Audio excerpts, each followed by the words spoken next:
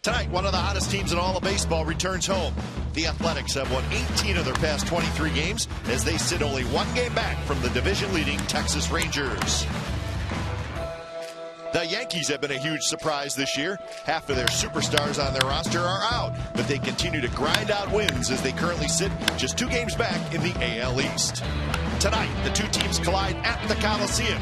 This is always an entertaining series. Game 1 of a 3-game set. A's-Yankees next.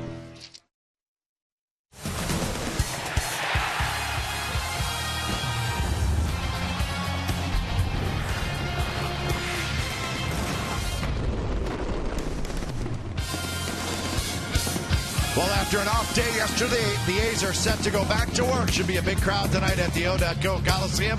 Mark Teixeira and the New York Yankees in town for their only visit to Oakland this year. The big fella, CC Sabathia, is going to take them on for the Yankees. And it's going to be Bartolo Colon looking for his 8th win of the year. So that's your pitching matchup. It's game 1 of a 3-game series. A's and the Yankees coming up on Comcast Sportsnet, California. Good evening, everybody. Welcome to Oakland A's baseball, along with Ray Fosse. I'm Glenn Kuiper. Well, you saw the two pitchers, Colon and Sabathia, and Ray. Those two have combined for 375 career wins. So no secrets here. They both just know how to pitch. And they both love to pitch. Couldn't be a better starting rotation to start this 3-game series. Bartolo Colon, we know what he can do. He's won 4 in a row. Coincidentally, his last 2 and only losses came in New York and Cleveland, back-to-back starts. The only 2, he's 7-2. And CC Sabathia, a mere shadow of himself. He's lost about 30 pounds from his 290, but he is the type of pitcher likes to pitch deep in the game, complete game against his former team in his last start, the Cleveland Indians. So the Yankees playing well despite a whole bunch of injuries. When the A's saw him in early May, their lineup, boy, there was not a lot of regulars in there, but Mark Teixeira is back. Still maybe in spring training mode, but very dangerous. The A's did not miss him in New York, especially with his left-handed bat, but the Yankees are very happy to have him back. He's DHing, also playing first base, as he is tonight, but a power hitter from both sides, and don't be concerned about anything maybe except swinging 3-0. He loves to hit. He loves to drive in runs. That's something he's done throughout his career. He's very happy to be back in the Yankee uniform, and Joe Girardi couldn't be happier to have him back at first base. And the A's are happy to be back home at the O.K. Coliseum. Matchup of 2 of the best teams in the American League. The first of 3 from the Coliseum. It's the A's and the Yankees, and we're going to have the lineups and then the first pitch for tonight's ball game in just a little bit.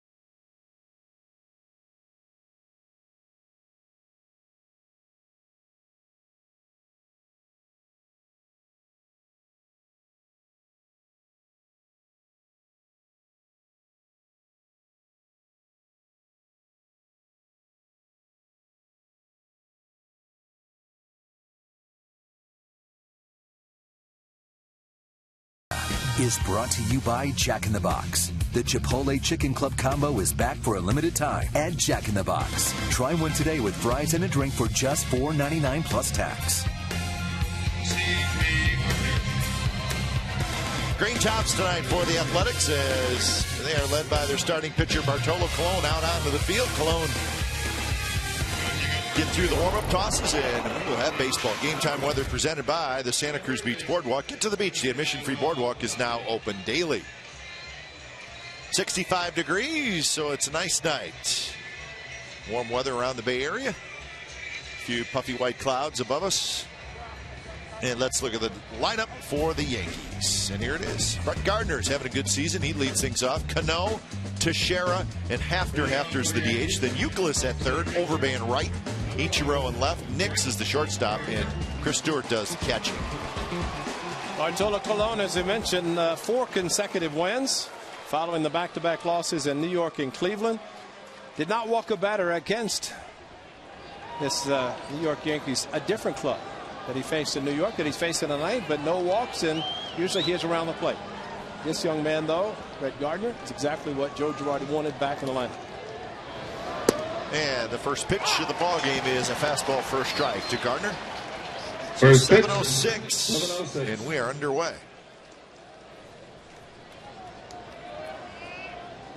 .284 for Gardner, hitting out of that leadoff spot. Lots of speed. And he's behind in the count 0-2. Well, Ricky Henderson's in the house, and you look at his numbers: 6 home runs, leadoff hitter. And they want him to get on base to steal bases and utilize his speed, but also to hit home runs, which he does. And there is the Hall of Famer Ricky Henderson in the green and gold, and appropriately back here, one of his teams, the Yankees, on the other side. 0-2 pitch is outside. I think Ricky still wants to put a uniform on and play, not just to put it on and teach. Cano to follow, and then Teixeira for the Yankees here in the first inning. Gardner lets the bat sail, and it goes right past Cano near the on-deck circle. Cano throws him some pine tar, or the stick. The stick him on the stick, and if he can't hold on to the bat, I don't want to get hit in the on-deck circle. The man's too valuable. That's the bat go. Cano getting set, and the ball and the bat right past him, and he finally ducks out of the way. Wow, it's just over his head. Exmo brought to you by Cache Creek Casino Resort. When's the last time at an Exmo with a bat leaving a hitter's hand? Another foul ball by Gardner. Well, the Yankees, like the A's, were off yesterday. So an off day for everybody. The Yankees won 3 out of 4 in Seattle last weekend. And they're playing good baseball. Winners of 6 of their last 7 overall are the Yanks. And there's a base hit to right field past the diving Fryman. So Gardner opens up the game with a hit. A's set up defensively like this. Cespedes, Crisp, and Reddick in the outfield. Donaldson, Rosales, Lowry, and Fryman on the infield, with Derek Norris doing the catching. Bartolo Colon tried to get inside to Brett Gardner after he fouled off a couple of pitches, but did not get it in as far as he wanted, especially with the count 1-2, and as a result got it past the diving Fryman. Gardner definitely is the table setter. Robinson Cano can hit anywhere in the lineup. Happens to be hitting second in front of Mark Teixeira. So keep an eye on Gardner, very fast and a good base stealer. His first pitch to Cano is outside.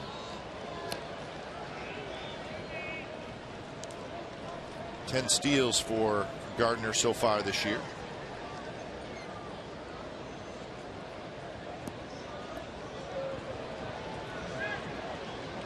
$15 home runs for Robinson Cano and 40 RBIs. I would imagine that batting average will, when it's all said and done, probably go up a little bit from 272.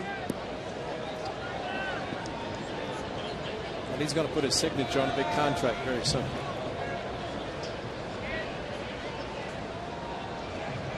It'd be hard to imagine that Robinson Cano would not sign back with the Yankees. Not because he should or shouldn't. It's just he's a guy you can build around, and he will be a free agent after this year.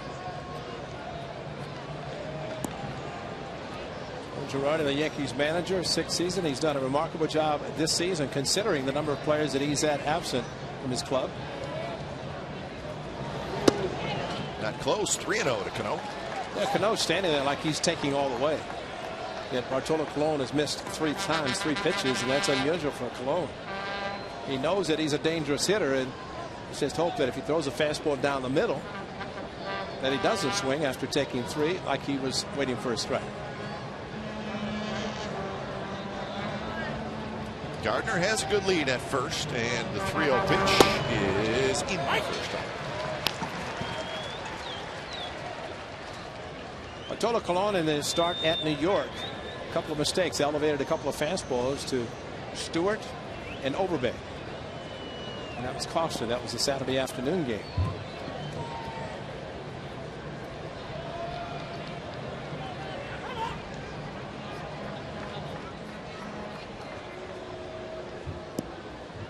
Sixteenth career start against the Yankees for Colon. Very high ERA. And remember, Colon pitched for the Yankees in 2011. Made 26 starts, going 8-10 for the Yankees. Very unusual for Bartolo Colon to walk a batter. He did not walk a Yankee in New York, and of course all season he has hardly walked any. Many of his starts, most of his starts, he has not walked a batter. But I tell you, the 3-0 that he threw to Cano, if he throws 3-0 to this guy, he's not going to take it. No. We have seen him, unfortunately, from the A standpoint, get 3-0 and swing. First pitch drops in for a strike. Well, Colon's been on such a great run. He hasn't lost a game since May 9th. He's won his last 4 decisions. ERA under 1 in those 4 starts, so he's been terrific.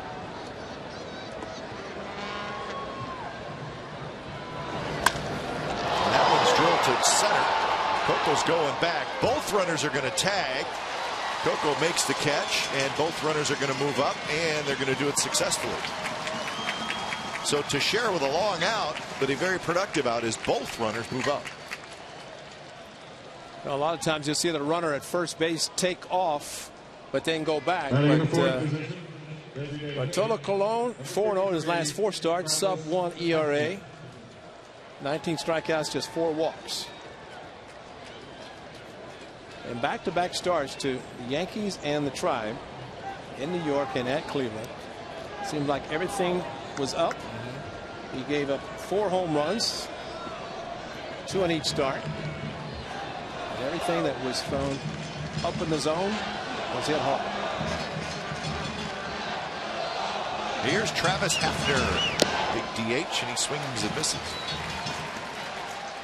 Yeah, Colon had a 4-game stretch, and right in the middle of that 4 games are the 2 starts you're talking about where he just did not pitch real well. But since then, and that's where he has won 4 consecutive starts. Hafner hitting .242 with 10 home runs. That one's high. Kevin Youkilis waits in the on-deck circle. Yankees with a threat here in the first. Now first base is open. Left-hander Hafner, who is very aggressive in his swing of the bat.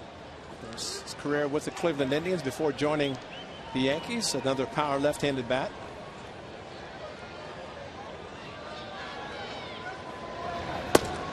Just missed outside with a fastball. 94 miles an hour from Colon.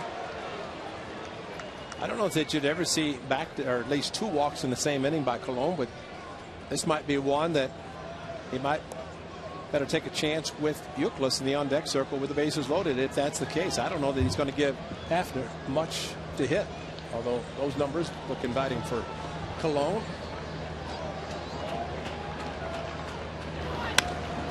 That was a fastball to hit, and Hafner fouled it straight back. Well, let's go ahead and strike him out now. Yeah, that was the one pitch he got to hit right there. It's 1 for 18. Hafner is against him. And as was the case Wednesday, in Milwaukee. It's a fastball, bell tie, and you're right, Kite, a pitch to hit that fouled back. But while Colon knew that Francisco for the Brewers was a hitter that hit him well, pitched around him, actually walked him. Nash knows also that Hafner has not had a lot of success against him. We'll see how he approaches him 2-2. And he missed inside, so full count.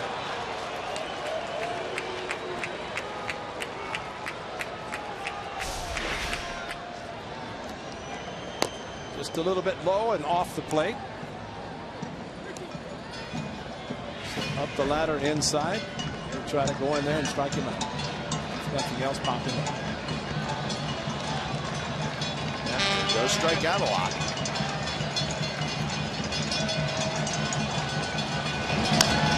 And he went after ball 4, but stays alive. Hafner has struck out 47 times in 153 at bats. So that's a lot. Well, and let's see, by going downstairs twice, if he elevates it now, and he threw him a first pitch strike with a fastball inside and up, and he swung through it and fouled back the one down the middle. But I have to think that maybe a couple of pitches down and in, he may try to go upstairs a little bit. So we'll do 3-2 again. Colon to Hafner. Gardner at third, Cano at second.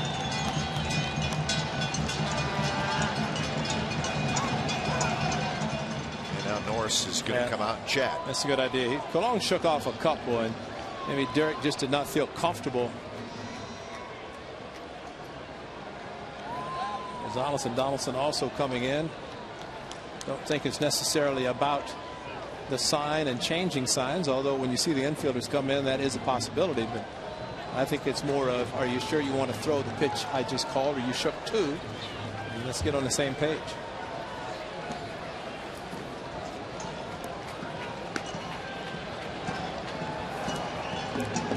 Whatever it is, got a smile from pitching coach Kurt Young.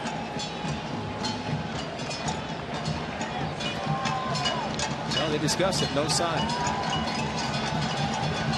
And the 3-2 is off speed, and it dropped slow. That's a pretty good take by Hafner. Throw him a slider. And maybe that was the discussion, because everything was a fastball, a variety of a fastball, and then went slider. And think about Travis Hafner. Yes, he third baseman. Strikes out a lot, hits a lot of home runs, and he walks a lot, which he just did. That definitely is a good take. So the bases are loaded for Youkilis. Well, if you can throw him a good sinker, he could turn a double play and get out of the inning. Got to have movement, though. So we saw Youkilis in a White Sox uniform last year after he was traded, and that was a little bit strange. You get so used to seeing him in that Red Sox uniform. To see him in a Yankee uniform, now that's a whole different deal. Especially after wearing a Red Sox uniform. Exactly. And plus, with the White Sox and Red Sox, he can have his facial hair. He cannot have that with the Yankees. 1-0 pitch. Missed outside. 2-0. Well, the thing about Kevin Youkilis throughout his career, actually at one time the A's were hopeful of either signing him or trading for him because of his on-base percentage and his ability to take a lot of pitches and swing at strikes. But he has taken 2 close pitches. Colon has not gotten him to chase his pitch yet. That one in for a strike. When the A's were in New York beginning of May, Youkilis had just gone on the disabled list. Lower back, which has bothered Youkilis off and on for a while. So he missed 30 games. And he's back. And foul tip, and it's 2-2.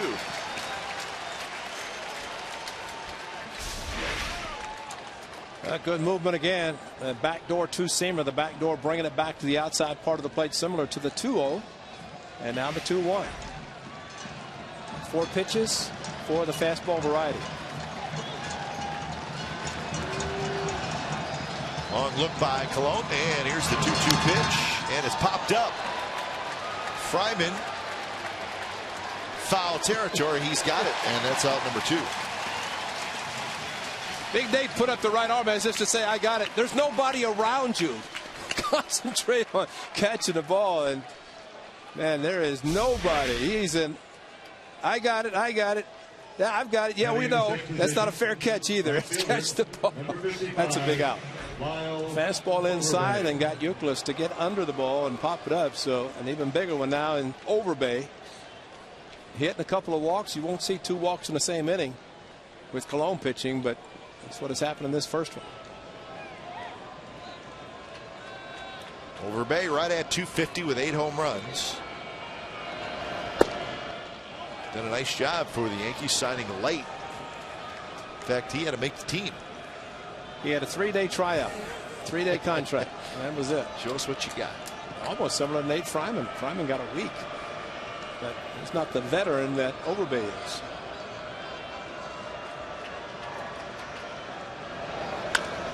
And that one's hit in the air. Long run for Cespedes. And he's got it a step into foul territory. So Colon works his way out of the jam, and the Yankees leave him loaded in the top of the first.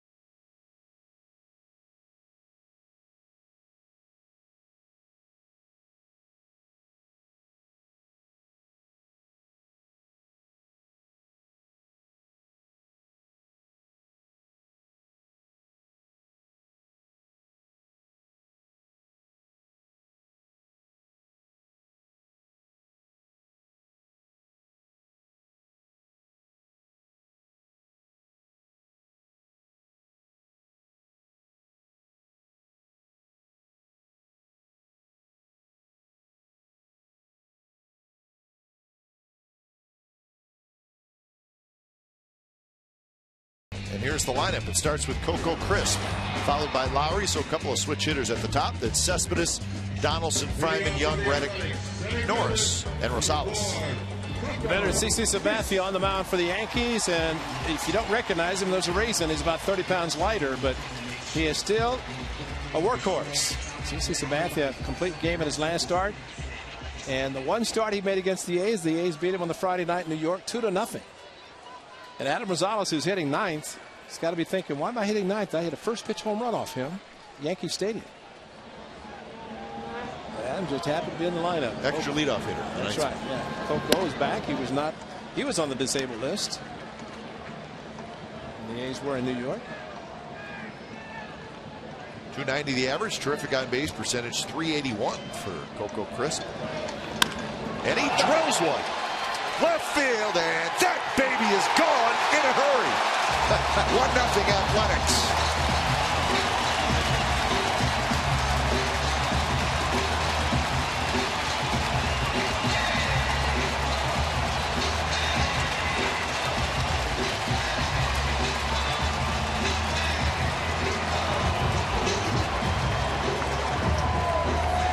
Speaking of the all-time leadoff home run hitter, he's in the stands, down on the sideline watching Coco Crisp do exactly what Adam Rosales did in the start that CC made against the A's, except it was the second pitch.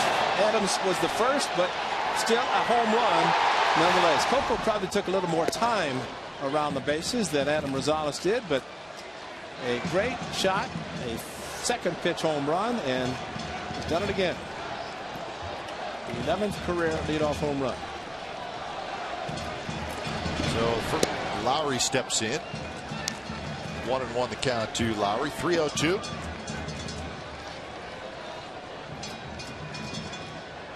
Cespedes to follow. He's happy. And that one's drilled toward left center, and that's hit well. Ichiro near the wall, and he makes the catch on the run. So Lowry hit it well, and that's out number 1. Let's go back to that series in May when Rosales led off the game with the home run against Sabathia. He's kind of standing there relaxed. I just think I'll take a pitch. No, it looks pretty good. I think I'll swing. And a home run, left center field, and Adam Rosales, that's how quickly he got around the bases. You saw him hit it. Next thing you knew, he's touching home plate. And the A's would win 2-0. And the other, a rarity in itself, that guy sitting next to him hit a 3-0 fastball. Derek Norris to drive in the only other run the A's would score. Winning 2-0. Great pitching by A.J. Griffin. Griffin over Sabathia. Yeah. Yankees won the next day 4-2. That's when Phil Hughes shut the A's out until the 9th inning. And the A's won the rubber game of the series 5-4 on Sunday afternoon. Right back up the middle. Cano is playing that way. Backhands, and he throws out Cespedes. Nice play by Robinson Cano. And Cespedes is limping. Well, that was an amazing play by Cano. He's one of the best, and we hope Cespedes is okay. Maybe disappointed because it looked like he had him. But watch Cano throw. Across his body, he's throwing from the outfield grass. And Cespedes looked like coming out of the box, maybe tripped a little bit, and then at first base, did it again, and there's something wrong. And let's hope it's not bad. So we'll keep an eye on Cespedes. There was a little bit of a grimace there. 2 outs for Donaldson. Donaldson hits one high and foul down the right field line. Guy, remember what happened in that game in New York? Adam Rosales hit a first pitch fastball for a home run. CC Sabathia stopped throwing first pitch fastballs after that. And they learned quickly. But I would think for CC that he thought he was going to take the mound with at least 1 or 2 runs on the board, but Cologne got out of a tough jam. Donaldson skies one to right. Overbay back. And Overbay, going to step from the warning track, has it side retired. Coco Crisp opens up the bottom of the first with his 8th home run of the year right down the left field line. So the A's lead 1-0 after 1.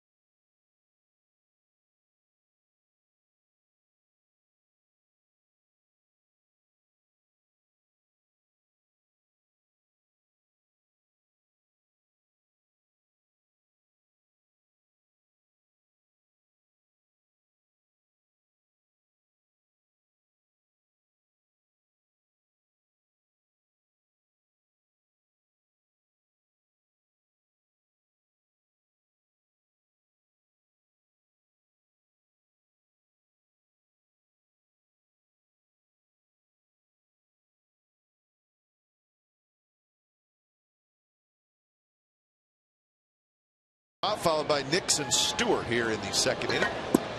Yankees loaded the bases and did not score. As we always like to say, isn't baseball a crazy game? Yankees have the bases loaded, 1 out, do not score. A's send up 1 batter in the bottom of the first, and they get a run.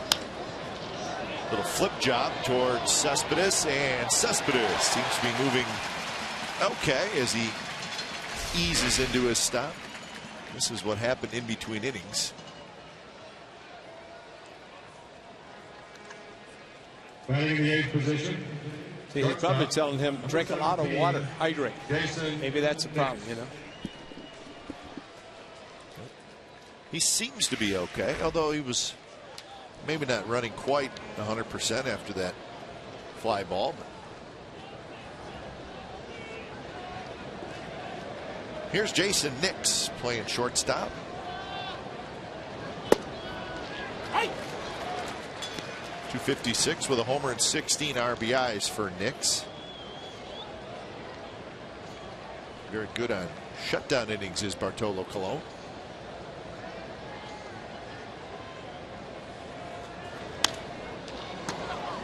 And it's 0-2.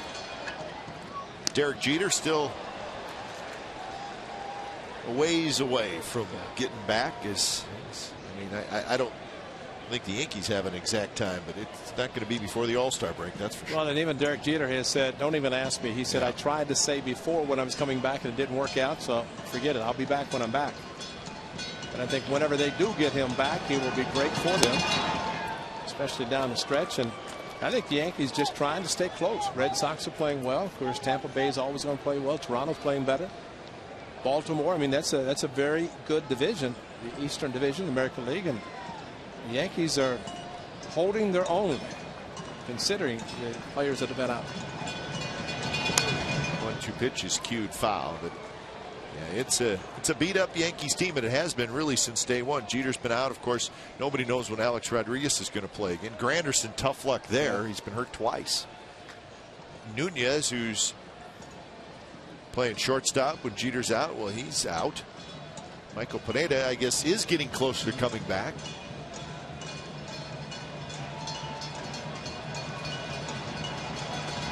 Swing and a miss, struck him out. Nix chases, and that's out number 2, and strikeout number 1 for Colon. A pitch that a lot of hitters do not expect to see from Bartolo Colon, and that's it. The slider, the hard slider, is from breaking down and away.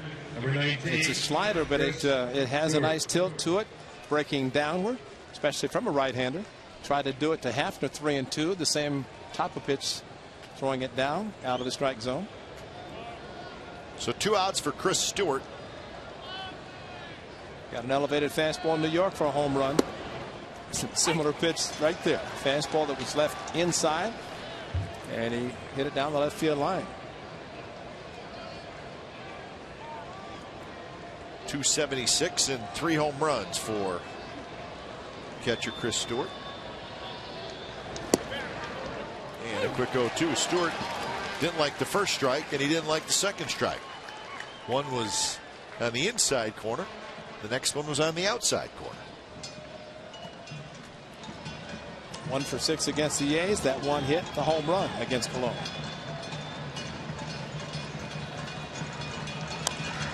Reaches for that one. Pops a foul, man. This is that home run that Stewart hit in New York. And check the location, Mitch, and a couple of elevated fastballs, and that ball just started tailing right inside in the wheelhouse and was down the left field line, easily into the seats. Beautiful Saturday afternoon in the Bronx. Game that took a little over 2 hours, but 2.5 hours. I mean, very quick game. Yankees won that game 4-2.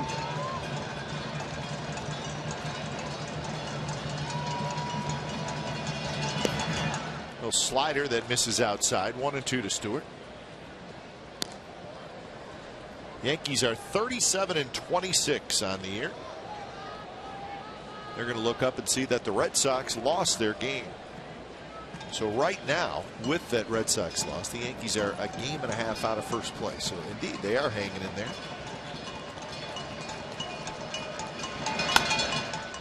Fryman dives, he can't get it. And Stewart will make the turn and stop there. So he shoots one past Fryman for the second hit for the Yankees. Well, kind of a late swing, and Fryman, a great dive, just could not get to the ball. But right fielder Josh Reddick, this is why his Gold Glove is so special, because 2 outs, even though Stewart's a catcher, still might be thinking about a double, especially with 2 outs to get in the scoring position. But Josh Reddick got to the ball quickly, almost saying, please run.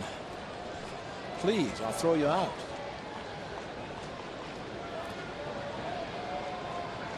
So here's the top of the order, and Gardner, who singled to right. First at bat.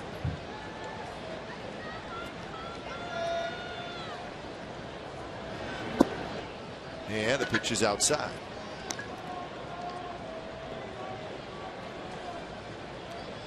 There's your updated standings. Both the Orioles and the Rays have already won their game. It was the Rays who beat the Red Sox 8-3.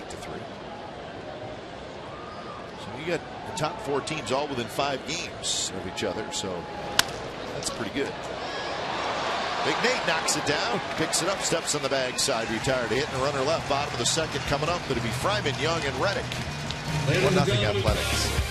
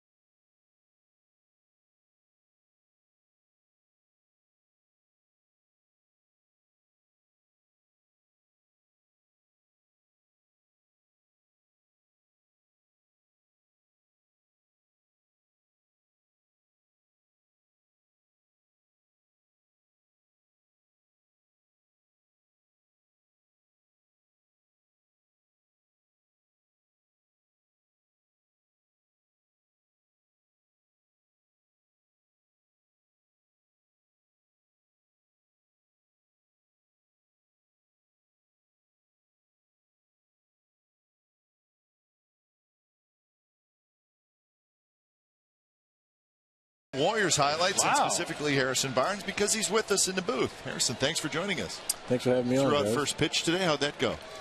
I tried to go with the split finger. Splitter, okay. That's why it was in the dirt a little bit. Table a little bit. In the dirt. It's good to use baseball terminology right out of the chute. You should have taken a basketball out. You should have done that, really. I asked Jared if I should shoot it over the plate. He said, try something different. Yeah. No, I would have taken a basketball because it probably fit better in your hand. It would. As big as your hand are, the way you were stuffing the ball in those replays, the highlights, wow, that was impressive. So Harrison Barnes joining us is that Duke guy just got a base hit. Now see, how about that? Harrison Barnes went to North Carolina, so can't really cheer for Nate Fryman because he's from Duke. Hey, we got to watch your first pitch now. Watch it. We saw those great dunking of the basketball. Let's see how you do with the baseball. Splitter. Right there, right on home plate. Yes, sir. But no. The idea is you're supposed to hit the catcher, not home plate. Hey, how about Ricky Henderson, huh? Yeah, it was a great experience meeting a legend. Just being able to talk to him a little bit. He asked me why I didn't try to go for the speed. I said, I'm just trying to, take it easy on Jared.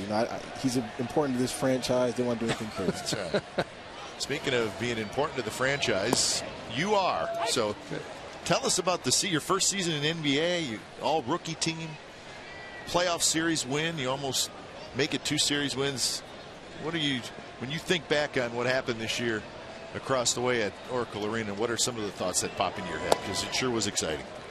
It was an amazing journey from the Bay Area fans coming together for the playoffs, how crazy and wild it was in that arena, to be able to become close with such great teammates, to play for a great coach, and Coach Jackson, a guy that understands the game and was really able to help me out a lot my rookie year. You know, I was just thankful for the situation I was in, and looking forward to next year. You just want to improve, you want to get better, and you want to go farther than what you did this year.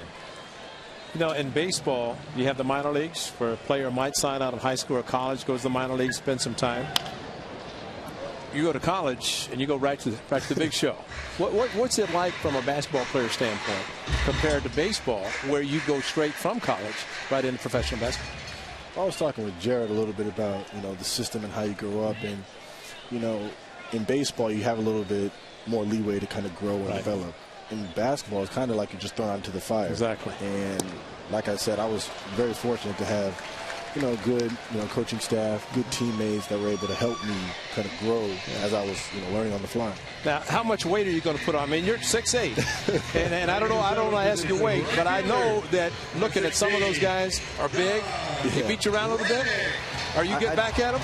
It was definitely physical this year on the court, but the biggest thing for me is just trying to get stronger. Yeah. I'm not trying to necessarily get a number, whether it's, you know, 220, 230, 240. I'm just trying to just get stronger and just be comfortable with my weight. First pitch to Reddick is a strike as we're chatting with Harrison Barnes from the Golden State Warriors. Now, you only played 1 year in college, right? 2 years, actually. 2 years in college. Was that a difficult decision, knowing that you're at a great program? I mean, what's a better place to play than North Carolina, right? Was it hard to decide to come out after 2 years when you could have stayed for another year, or even another 2 years if you wanted to?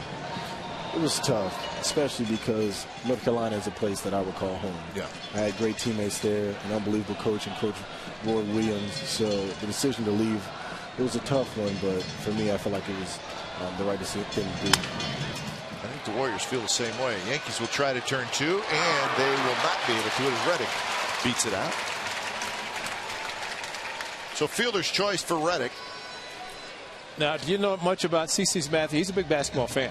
I mean, he's probably courtside if he's in town watching the Warriors, or back East Coast in from Vallejo. But how much you know about the big guy? Because he used to weigh a lot more than he does right now. That's why I was asking, because he lost a lot of weight to stay in baseball, you know. But he's a big basketball fan too. I watched his career a little bit. Yeah. It's actually funny, when I was going in to do a little sports center thing in New York right before the draft, I actually got a chance to meet CeCe because he was also in there as well. So I got a chance to just talk to him a little bit. Like you said, you know, he worked very hard, you know, lose some weight, and he's obviously, you know, a very great player. Yeah. First pitch to Norris is outside. So I'm still mad that you guys lost the first game against the Spurs. The double, triple over. We were on the road. We were actually in Cleveland. We were watching it, and we were cheering hard for you guys. We were at a sports bar. Just want you to know we were cheering hard for you guys. And we were bummed when you guys lost that first game. Of course, you came back and you made it a good series, but that had to be hard to swallow, huh? It was tough, especially because, you know, we hadn't won in that gym so long. Time. You know, it was obviously going against such a great team. You know, it was a tough one to swallow, but I think we definitely bounced back in game 2 and we're giving ourselves a shot. Yeah, we were high-fiving complete strangers and winning the second more time. It was fun. Unfortunately, you guys came up short. But what a rookie season for our guest, Harrison Barnes. Great young rookie player. Good young team, the Warriors as well. How do you do that, man? How do you get up that high? That's something I always wanted to do when I was playing high school. I never got more than high school basketball. I could never do that. If I stepped up on a ladder or something, I might be able to stuff it. That's just natural, huh? That's impressive. It was actually a lot of hard work. Oh, I'm sure. I'm sure. The jumping ability, that's incredible. So what are you doing now in the offseason? Do you take a little break, or do you get right back to working out, or where are you at in the offseason right now? I'm working out every day right now. Me too. You know, I know how you feel. Trying to get ready as well. Our season's a little shorter than yours. Yeah, right. But it was a blast this past year, just going to the playoffs. So, you know, you just want to work and continue to get better. So, and they're going to wave home Reddick, and he's going to score. How about that? Gallego just kept waving him, and that ball dropped just fair, and the A's get their second run. Once it kicked away, that allowed Reddick to come all the way around and score. Derek Norris drove in the second run in New York against CC Sabathia on a 3-0 fastball and does it again here. And you talk about three guys running hard to try to catch the ball. Look at the three. Outfielder, second base. And you're right. And maybe the inexperience of Lyle Overblade playing in right field. Josh Reddick did not break stride. Mike Gallego, always aggressive, going to send him in. There's your second run, and every run important against CC. And Lyle Overblade, fourth career. I asked him when his last played. He said, Double-A maybe. So I want to keep his bat in the lineup, and that ball bounced away from him just in enough time to score all the way from first. And if it's anything but 2 outs, Josh Reddick doesn't score. So it's an RBI double for Norris. So you're working out every day, though. Yeah, just trying to get better, working with the coaches, trying to stay in shape. And you're staying here in the Bay Area year-round? Yes, I mean, I live in Oakland. Good. So I'm staying here all summer. I love the Bay. Good. Yep. So do we. Not a bad place. Just look at tonight. This crowd. What you were talking about over at the arena, the A's experienced, of course, throughout the years, it experienced a lot of great crowds, but none bigger than October 3rd, the final game of the season last year. What does that mean to you as a player when you know the fans? You're at home in the arena where it's crowded and a lot of noise. You get pumped up? Bay Area fans are by far the craziest fans I've ever been around. Good, but crazy, right? Yeah, I mean, whether it's Warriors, A's, Raiders, Giants, that's far 49ers. That's okay. Come on now. Yeah. No matter who it is, the Bay they supports their team. That's and good. It's unbelievable that I'm able to play here and be able to embrace those fans and really just become a part of this culture. That's great. There's some great fans here, and boy, they got to enjoy it, like you said, at the arena and here at the Coliseum as well. Swing and a miss by Rosales. A's get a run, and it's a big run too. Guest Harrison Barnes. Harrison, good luck next year. All right, nice job this season. Next time, throw a basketball. Don't throw a baseball. Take those hands. I got you.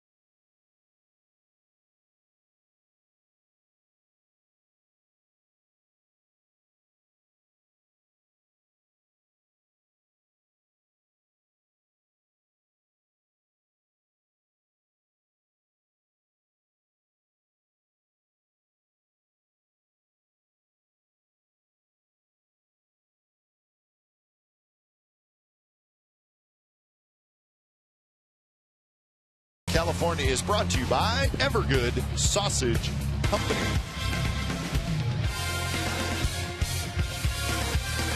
Beautiful look at downtown Oakland, and the A's with a 2-0 lead. Single runs in the first and in the second. As Colon faces Cano, Teixeira, and Hafner. Seth Smith comes in the game in left field, so when we get a report on Yoenis Cespedes, we will pass it on. Let's hope it's minimal. He's too important to this ball club. Fouled straight back. The kept looking at the first inning. A lot of pitches for Bartolo Colon, but it's almost like that was his bullpen session, trying to get through the top of the first inning. Kind of smart in a sense, because going through the way he did, And almost, I mean, for him to walk 2 batters in 1 inning is just unheard of. It was almost like he was just going through the mind, just trying to navigate his way through a very tough part of the lineup. Slapped foul. You jump like that, like Harrison? Yeah. You jump? No, I can't. That's amazing. In the pool. Watching some of those highlights. Nice young man, too. You know what? Nice. He looks right at you when he talks to you. It's nice, isn't it? Very nice. Very polite. He's a terrific young player. You know, Eric Housen used to work in the A's clubhouse and the visiting side. He now handles the travel. That's an amazing sport to have to get all the traveling, but for those guys to play in a city, it's a one game stands, right? Pretty much. That's the amazing thing. At least from the baseball, you get 3, sometimes 4, no more, no less than 2. Well, we get to unpack our suitcase, and I'm not sure that the NBA travel, you really unpack a whole lot. I know in Cleveland, I was there many years ago. You see guys show up in sweats. Yeah, you know, just casual. Yeah, but it is different travel, no question. Not an easy play for Donaldson. He's stuck with it, and Fryman digs it out. So that is out number 1. Well, this is Cespedes. And watch him right there. It looked like his left leg, something happened, and then he kind of softly touched the bag with his left foot. So something happened. Let's hope.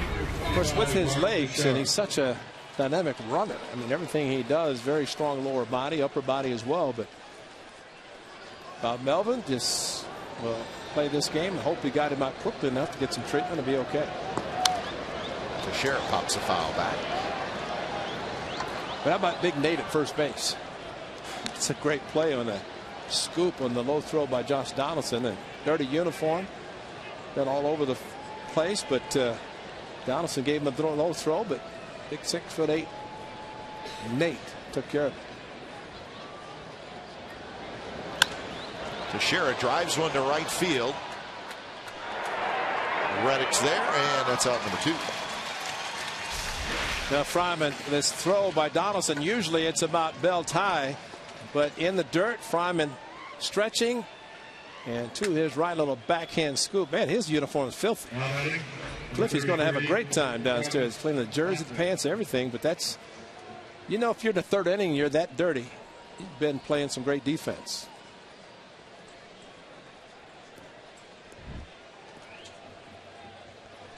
So Hafner steps in with 2 outs.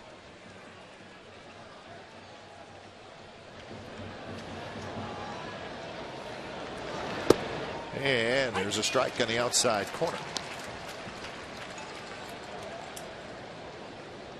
So after a little bit of a tough first inning for Cologne, where the Yankees loaded the bases, they did not score, but it looks like Bartolo settled in here. And it's 0-2. Yeah, even the pitch that Teixeira hit, while it left the bat looking like it was something special, it was an off-speed pitch down in the mid-80s. And for Cologne, it's kind of like a change-up or a two-seamer that got in maybe the trademark or the handle for the powerful Teixeira.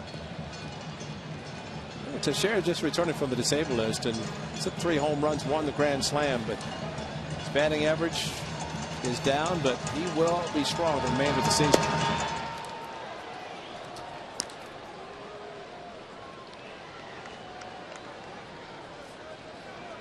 Hafner walked in the first inning as he batted with runners at 2nd and 3rd and 1 out.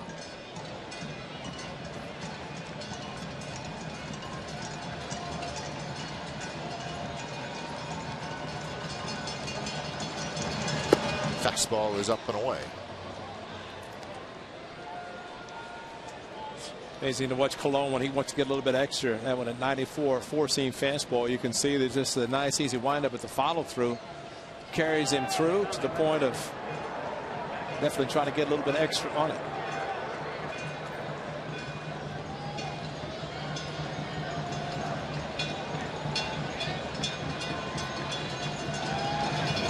Swing and a miss. High fastball, 95 miles an hour, and that's strikeout number 2 for Cologne. Bottom of the third coming up. 2-0 Athletics.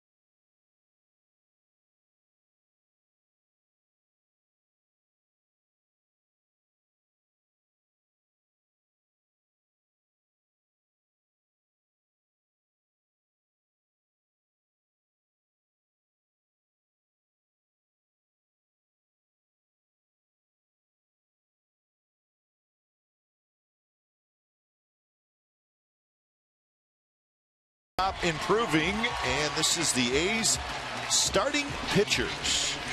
Struggled a little bit early, but then they have really kicked it into gear, leading to the 18-5 record over the last 23 games. But look at the ERA, 2.5 runs less. So they just needed a little time to find their. That's it. There was some struggles early on. But really, the Cologne has led that charge. Everybody's pitched well. Nobody better than Bartolo. Coco Crisp homered, leading off the bottom of the first, right down the left field line.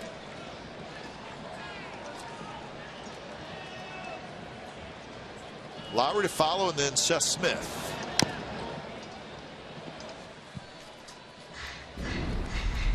Well, they took the first pitch, and then Coco Crisp got a fastball, threw it right down the middle. That's where the pitch was, and that's how quickly it left down the left field line. And Sabathia in back-to-back starts against the A's. First inning home run, actually thrown 3 pitches to 2 batters. One in New York, the first one, and here tonight, 2 to Coco Crisp.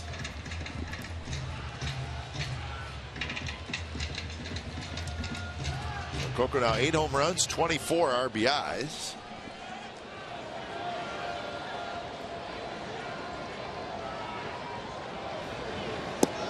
Breaking ball is down and away. 2-2 the count.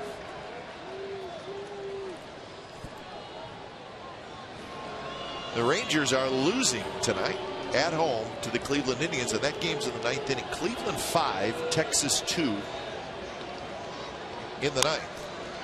And the Rangers are batting in the bottom of the 9th. Well, Cleveland's having a tough time, and you'd never think that the way the A's couldn't do anything against them in Cleveland for 4 games. Got on a nice roll, but they had been struggling a bit. Yeah, how about they've lost 8 in a row, huh? The Indians tried to. That's a struggle. That would be a struggle. You're right. Bounce toward first. Teixeira grabs it, and he steps on the bag. So 1 out. Let's just listen to the music. 17th Annual A's Beer Festival is this Saturday, June 15th. The pregame event will be held in the East Side Club from 2:15 to 4:15 p.m. Enjoy tastings from over 30 different microbreweries and live music from Bay Area cover band Pop Rocks. Admission is free for the game ticket. Commemorative beer mug and 2 tastings will be available for $10. Additional tastings will be available for purchase, and you must be 21 or older to purchase. First pitch to Lowry is low. Angels lost again tonight, 3-2 in Baltimore. The Angels an amazing team. cannot get going. An amazing team. Angels have lost 4 in a row, and they're now 11 games under 500. So just when they started to make a little move, what they win 6 or 7 in a row, Yep. and they have really struggled since then. And that's the problem if you get off to a slow start to try to sustain the winning. You know, it's one thing to win 6 or 7, lose 1, but you can't afford to lose 6 or 7 again because you just go right back to where you were. That's what's happening. Now they're basically right back where they started before they had that winning streak. 11 or 12 under 500 now. Yeah, they're 27 and 38. Lowry, a line drive, right center field, and that's a base hit.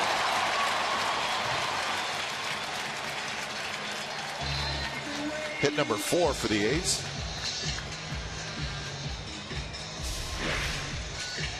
Excellent hitting by Jed Lowry again with a fastball inside, stayed inside the ball, and nice shot to the opposite field. Jed Lowry, while he hit the 3 home runs early in the season, his batting average still over 300. And doing an excellent job both at second and at short. Getting a lot of playing time at second with all the lefties, but after Friday and Joe Saunders, about 16 consecutive right-handers the A's will be facing, at least scheduled to. So that's strange, huh? This is the 5th consecutive lefty the A's have faced, and they faced a whole bunch of lefties in the last 2 weeks. After Joe Saunders, right? That's it, Friday, and that's going to change. That will change. 16 consecutive scheduled to start against the A's, the right-handers. So you may be saying, well, how the heck do you know that? Well, the A's,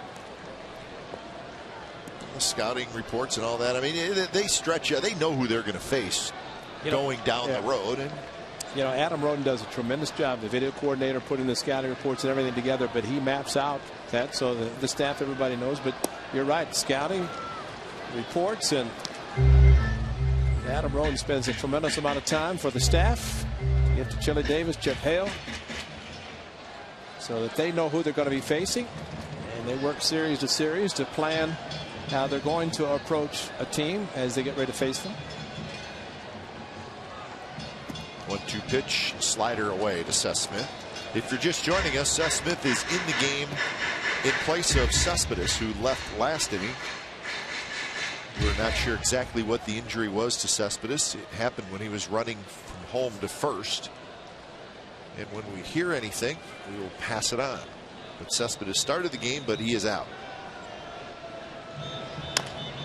Big chopper toward Cano, and that's not an easy play, and that's going to be a double play. Cano backhanded it on a short hop, and then the Yankees finished off the double play. 4-6-3, 2-0 after 3.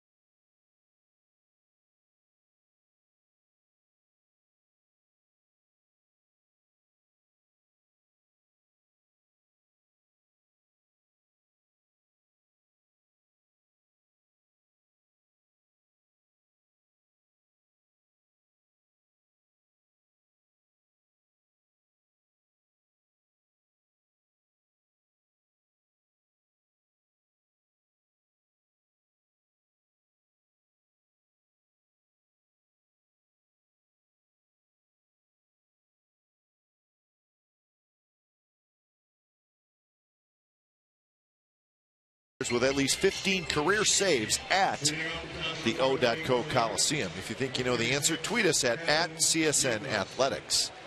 3 visiting players with at least 15 career saves here at the O.co Coliseum. I'm going to make my guess. You gonna go crazy on me here? Yeah, I'm gonna go out on a limb. Okay. Mo. Euclid to lead it off. First pitch inside corner, called a strike. Right on the corner. Yeah, right. Euclid, Overbay, and Ichiro here in the top of the 4th inning.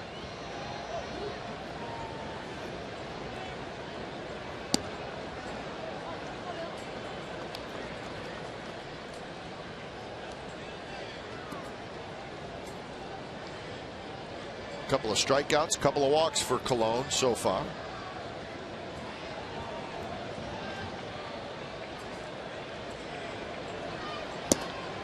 Just missed on the outside corner.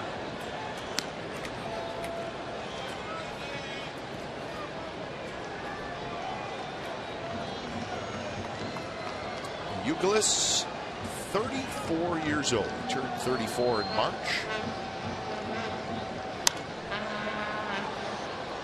All those terrific seasons with the Red Sox.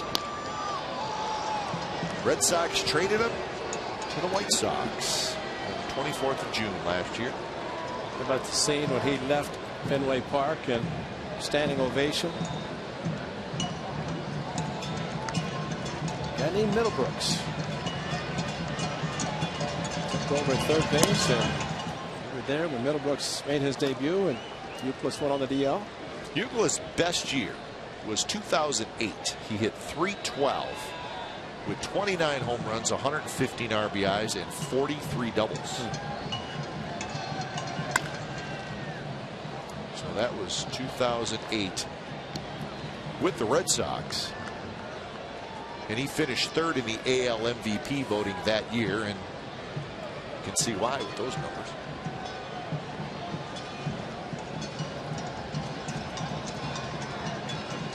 3-2 pitch. Fouled straight back. Euclid signed a 1-year contract for $12 million this offseason to play for the Yankees. Maybe a little bit strange for him as well. Yeah. And Johnny Damon did it. Not many have gone from one team to the other. That rivalry probably harshest in all of baseball. Just the American League.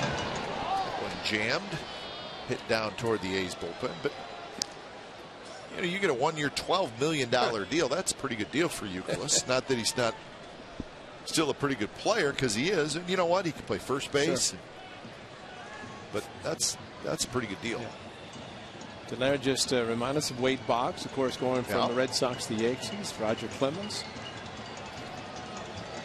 Boggs went over to the Yankees, won a World Series, jumped on a horse, and was afraid of horses. He didn't never ridden one in his life until he won a World Series. Jumped on the back of a horse and a police officer. He was okay that night. Yeah. Leadoff single for Euclid. You got any questions for athletics analyst Bip Roberts?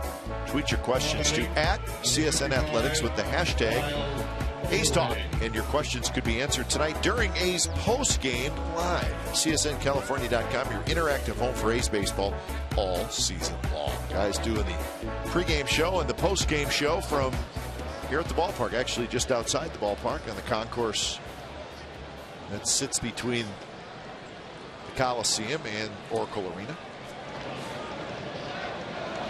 Always fun to do. A's fans walking by, stop by, say hello.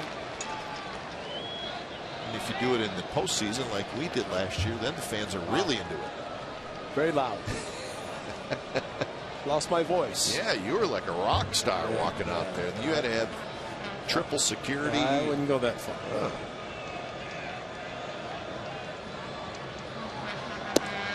1-1 to Overbay, who fouled out for the 3rd out with the bases loaded in the 1st inning. Well, the 2 pop-ups both foul. Euclid to first and Overbay to left field. 2 huge outs with the bases loaded for Cologne to get out of the tough inning. Short lead for Euclid, and it's outside 2-1. Ichiro will be next. The Indians won that game over the Rangers in Texas 5-2 final, so the A's have a chance to get back into a first place tie if they can win their game here tonight. And look at it that way, knowing that the Rangers have already lost, and not just assume, well, they're not going to lose ground. You need to pick up ground. The team in front of you loses. The Mariners are leading the Astros 2-0 in the 4th inning. That's Bud Norris for Houston and Aaron Harang for Seattle. Well, they just kept running away from Overbay, and he had some big hits against the A's in New York. Overbay did. A home run off Cologne, also had a big 2-run single to center. I don't know why every left-handed hitter, when they put on a Yankee uniform, has an open stance. Not a bad idea. Nope. Strike 3 called on the outside corner.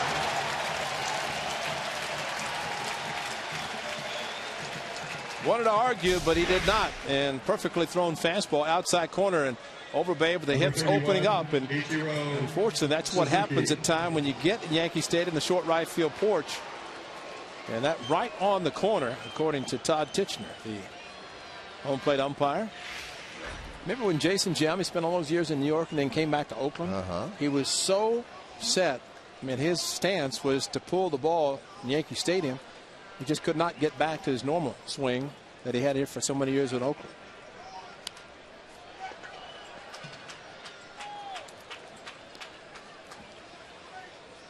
This is strange. You see Ichiro out of a Mariners uniform. No question. Euclid out of a Red Sox uniform. Ichiro out of that Mariners uniform.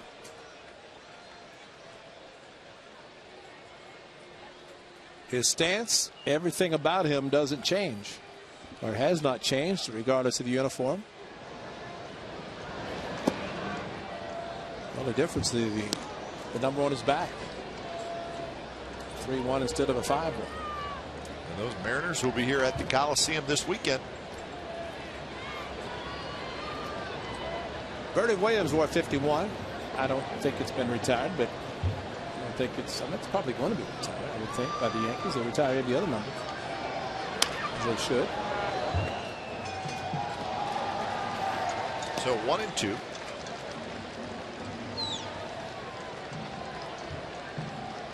So night game tomorrow night, day game on Thursday against the Yankees. That one will be retired. Yeah. The only 2 single-digit numbers, Joe Torre's 6 and Derek Jeter's 2, eventually will be retired. And 42 is already retired for Jackie Robinson, but that number also will be retired when Mariano Rivera retires. On the ground towards second. A's will get the out at second. Ichiro is safe at first.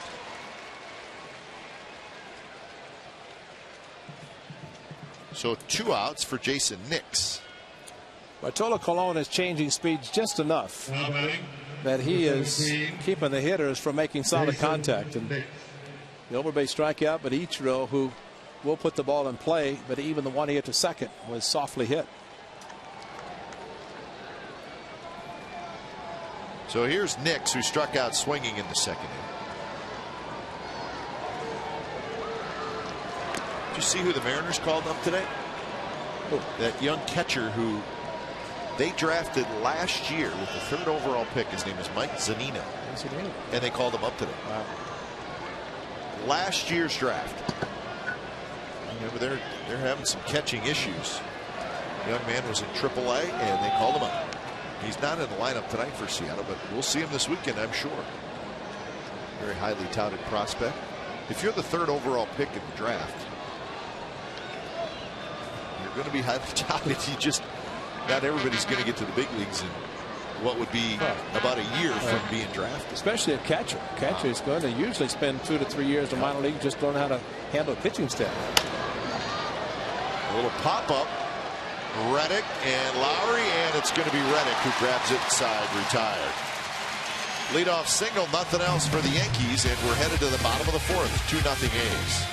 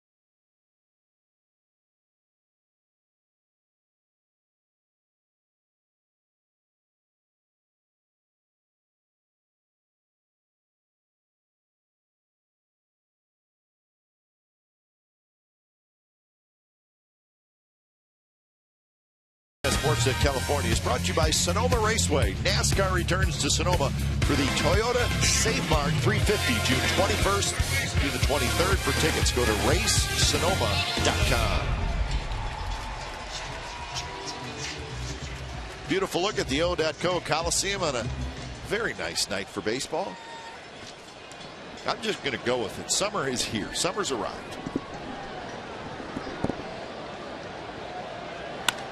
That one is drilled, but well fouled. Second deck, I believe. Yes, down the tunnel. And see some fans scurrying after it. It hit right above the tunnel and then bounced right down, and off fans went. Just think if it used two hands. He's going to admire it just because it's foul.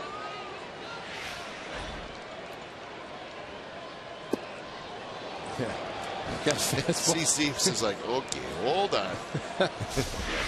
Yeah, here's the old nasty slider down and in, and same swing, different results. And CC Sabat, that's a very tough pitch for right-handers, to see the hard slider down and in.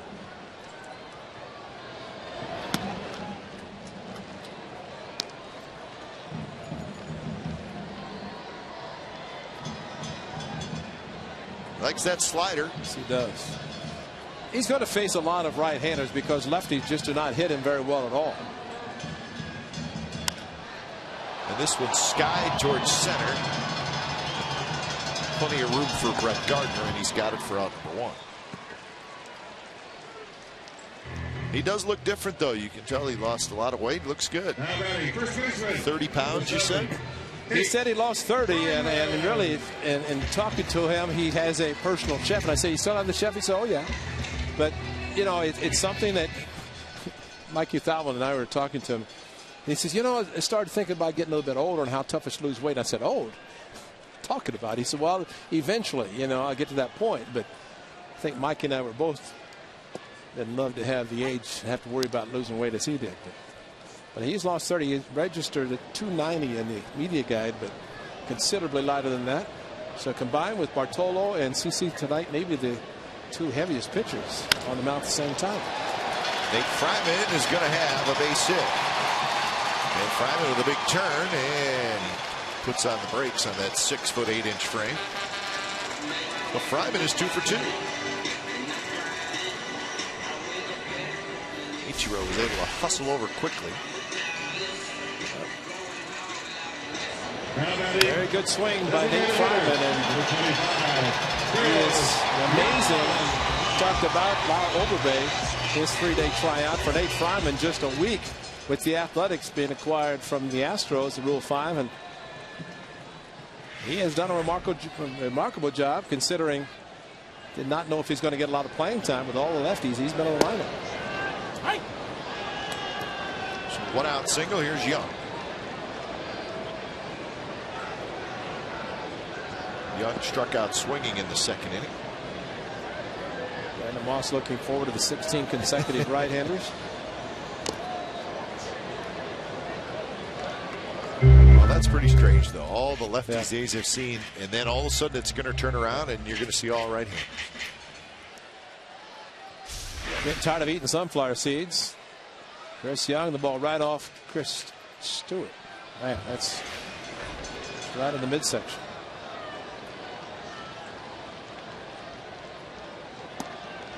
Runs inside.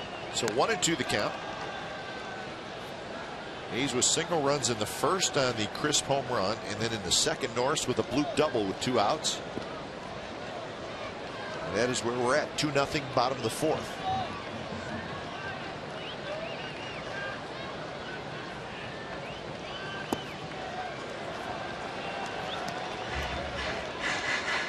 .55 pitches for Sabathia.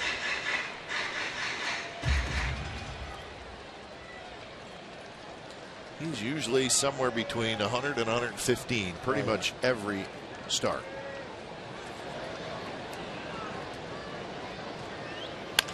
And there's a line drive, base hit left field. So back-to-back singles with 1 out here in the 4th.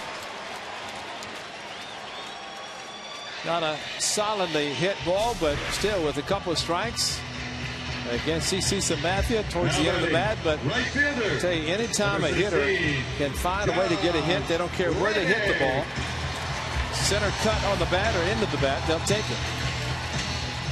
All those line drives that are caught never even out, but Chris Young will take it. So Reddick steps in.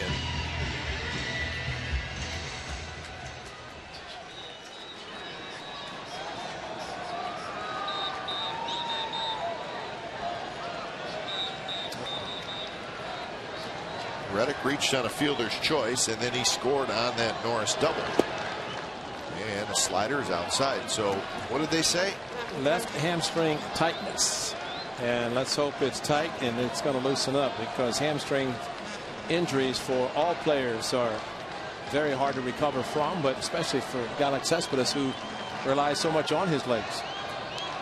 But it looked like as he came out of the batter's box, a little bit of a trip, and then as he approached first, kind of gingerly hit the bag. So that is why Seth Smith is in the game.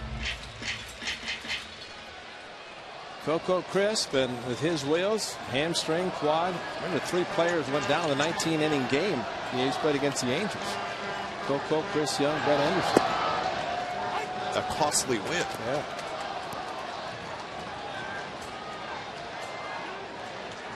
So 2-1. Reddick trying to extend the A's lead.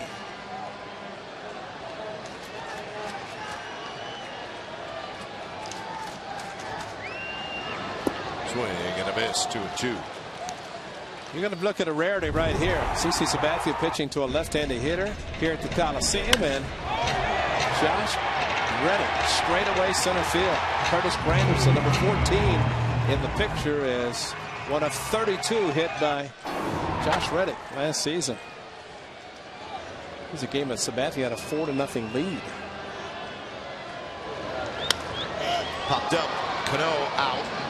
Still going out. Now backpedaling. And he's got it for out number 2. So it'll be up to Derek Norris. Now batting, the catcher, number 36.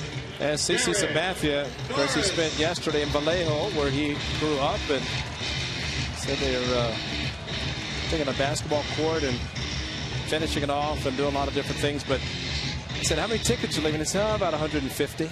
Wow. But his wife buys them. They buy them and give them away. It's not as if, great. you know. Yep. But he said, he told his wife, Amber, he said, take the calls, distribute the tickets.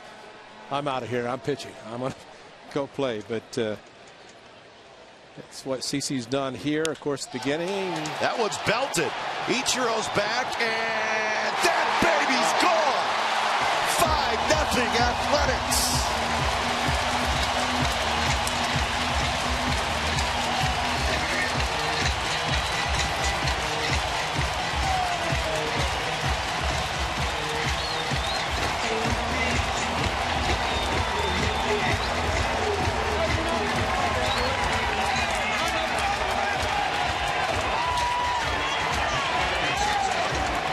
A first pitch slider. And Derek Norris, who drove in a run with a bloop down the right field line. 3rd home run of the season. And all 3 coming against a lefty. Rosales is retired, but the A's come up with a huge 2-out hit. A couple of them tonight by Norris. He's got 4 RBIs, and the A's lead 5-0.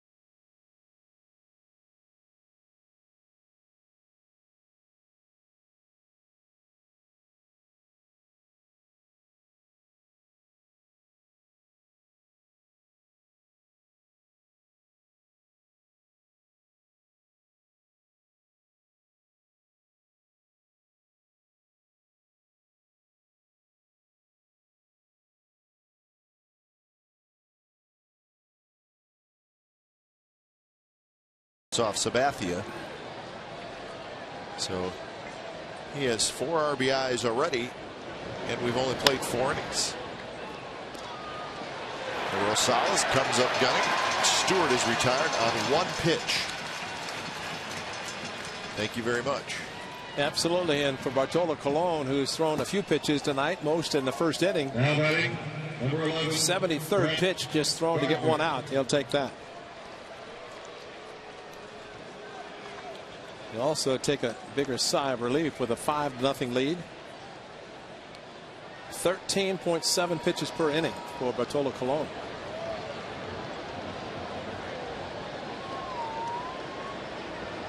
So it sounds low, and it is low. Fewest in the American.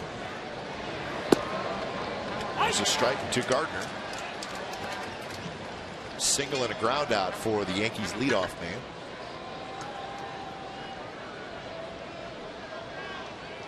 Cano will be next.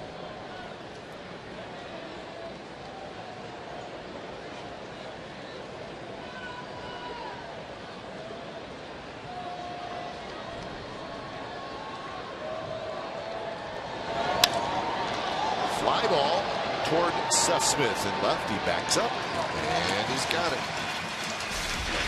Derek Norris, at first pitch slider, kind of a get me over, a hanger. And CC Sabathia looking quickly, but Derek Norris. Now batting.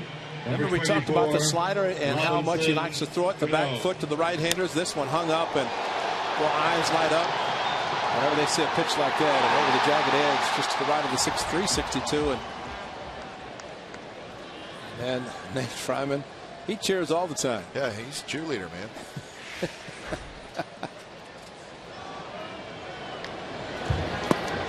Yeah, the look on CC Sabathia's face. And remember, he pitches his home games at Yankee Stadium where it's 389 to left center. So it's 362 here, 389 there.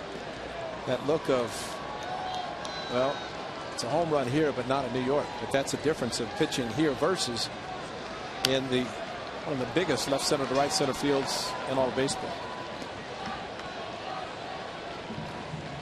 Cano has walked and grounded out.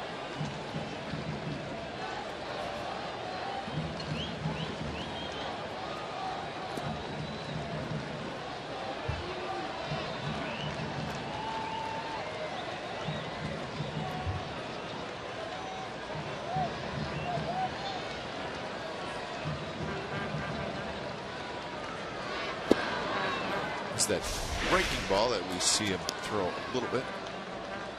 It's a little jagged edge, clearly over the fence by plenty, but CC just couldn't believe it.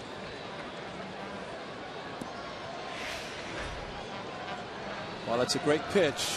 If you get it down and in to the righties and you leave it up, it's very hittable. And now 3-1 to Cano with Teixeira hoping to get a chance to hit in this inning.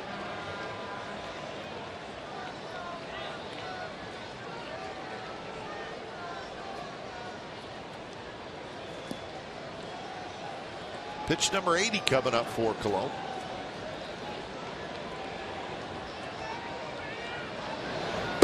And he missed outside, so that's the 3rd walk issued.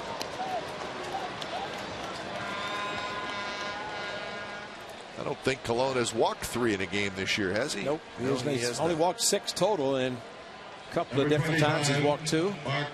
Maybe 3 times. Twice, yep. Now this is the first time he's walked 3, so a little bit strange. Yep. So here's Teixeira. And there's a first pitch strike. Well, the A's last 7 starting pitchers have gone at least 7 innings. Yep. And with the pitch count for Cologne tonight, unless he has 2 very pitch friendly innings following this one, I don't know that he will continue that. But all month, this month of June, starter has gone no less than 6 innings. That's right. It was basically the road trip. Yep. All 7 games on the trip. 7 or more innings. There's one of them, Tommy Malone. Very good starts. That one bounced right to the second baseman, Lowry. Side retired, so a 2-out walk. Nothing else for the Yankees. Bottom of the 5th coming up. It'll be the top of the order for the A's.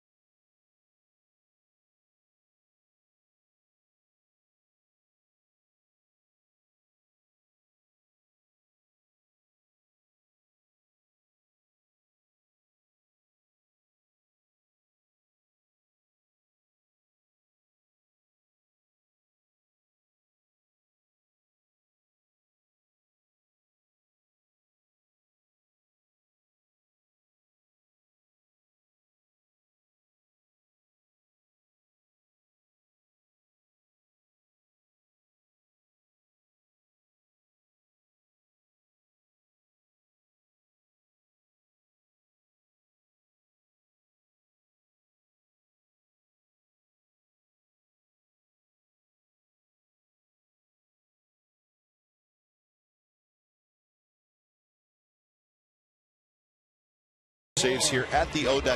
Coliseum. Troy Percival, Mariano Rivera, Francisco Rodriguez.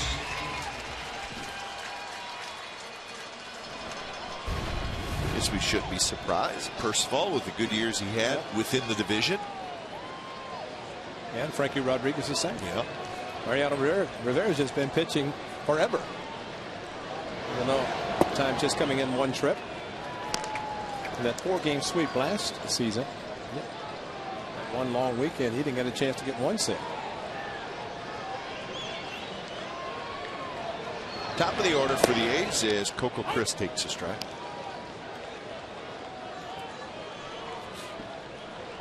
Coming into tonight's game, the Yankees with the 3rd best record in the American League, the A's with the 4th best record in the American League. It goes Red Sox, Rangers, Yankees, A's, Tigers. Those are the top 5 records in the American League.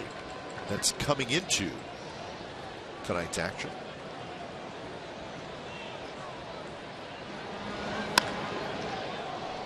Tigers won their game tonight 3-2 over the Kansas City Royals in Kansas City, and that stops the Royals' 6-game winning streak. So Kansas City lost tonight but playing better. But there's your best records in the American League. Yankees just percentage points ahead of the A's.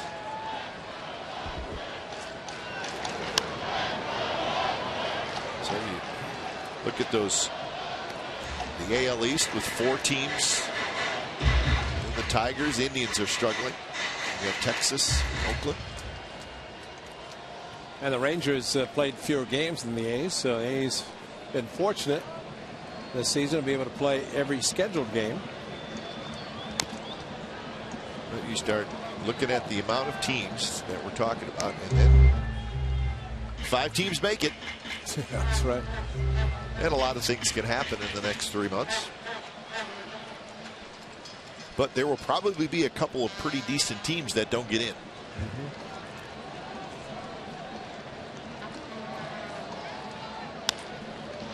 On the ground to the shortstop, Nix. Coco's retired. Swing for the fences with the new Home Run Derby mobile game from MLB.com, available on iPhone and iPad. Download free today. Have you done it?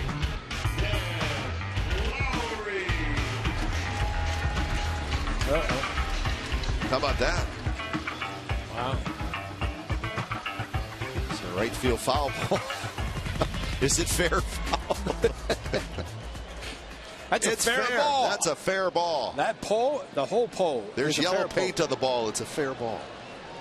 It's amazing how they call it the foul pole when it's a fair pole. You hit any part of that, it's a fair ball. Lowry's retired, and that's out number 2. See, Coco Crisp was moving slowly down the line. Let's hope that he's okay. Oh, he got a smile. He's okay. He's all right. So he was just not moving quite as quickly as he usually does.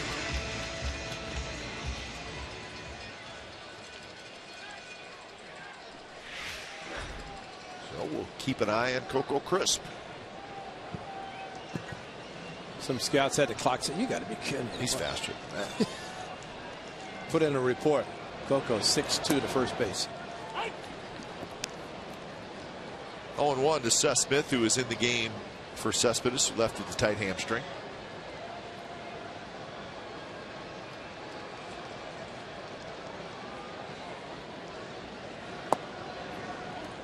See, if you're not fast, you never have to worry about injured legs. Getting out of the box. He got out of the box slowly. Guys get out of the box so quickly, and that's it. So I take it when you were playing, you probably weren't the fastest guy, right? I was my first year before I started catching a lot. But you got that built-in excuse. You're a catcher, your legs are tired. That's right. It's perfect. Yeah, so it's automatic slow. And Smith tries to hold up. He can't do it. As he says, Smith was enjoying this day, this game, just sitting on the bench, and then all of a sudden Cespedes gets hurt, and guess what? You're in the game, Spetty. Just an easy lefty. Gives up a lot of hits to left-handers. And there is that nasty slider. So that right there will tell you why Sabathia is so tough against left-handed hitters. He has a 3-up, 3-down inning, and we're headed to the 6th.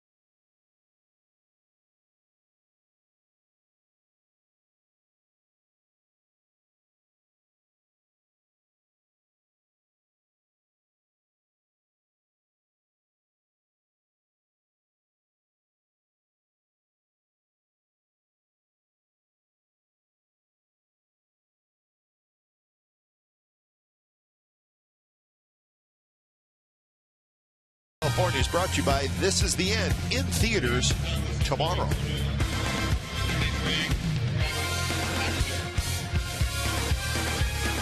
A's leading the Yankees 5-0, and it's the 6th inning.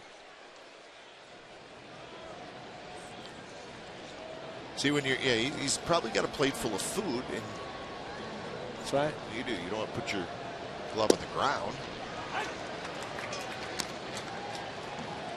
Get to it quickly. Hafner, Youkilis, and Overbay here in the 6th inning. And Colon is at it again. He has now allowed 3 earned runs in his last 35 innings pitched. got the amazing thing, and he's a veteran, and maybe the first inning was just one of those, didn't feel great, struggled a little bit, and was able to get out of it without giving up a run, and look what he's done since. Plus to have his club score a couple in the first inning, or one in the first, one in the second, and the big 3-run home run last inning.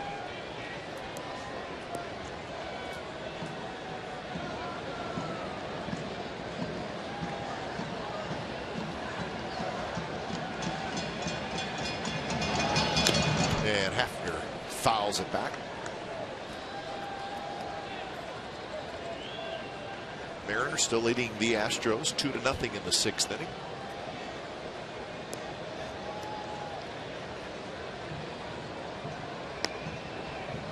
Rangers have lost. Angels have lost.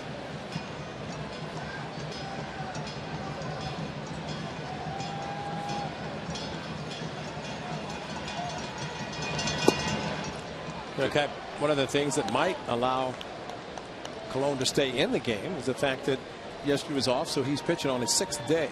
Every starter got an extra day because of the off day yesterday. He last pitched Wednesday in Milwaukee, did not pitch in Chicago with the off day yesterday, so that in itself getting a little bit extra. Manager and pitcher coaches, the A's in particular, like that when their starters can get the extra day.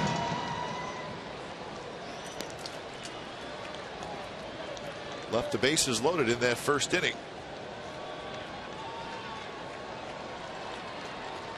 And now into the 6th.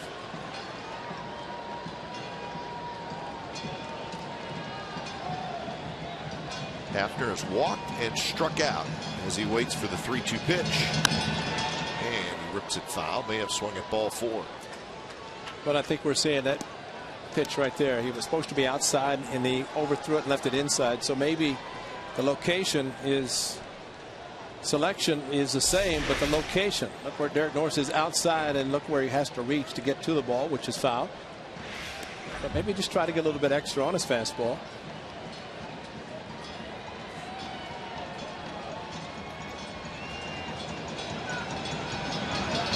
The 3-2 pitch is a breaking ball that just missed. So that is walk number 4 from Colon.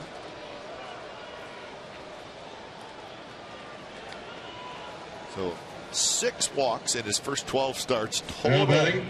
4 tonight. But if he makes 13 starts and he walks 4 in the 13th, then I think we can forgive him for maybe not having his sharpness in his fastball, his location of his, 3-2 slider to a left-handed hitter with a 5-run lead. That says a lot about his confidence in throwing a slider. There's a strike to Youkilis, who has fouled out and singled.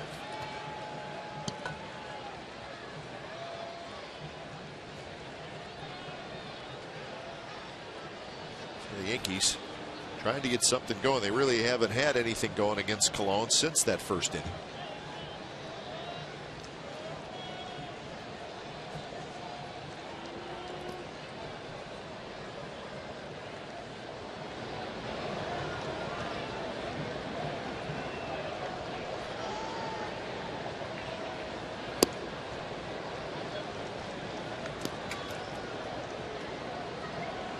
When has Bartolo Colon last walked 4 guys in a start?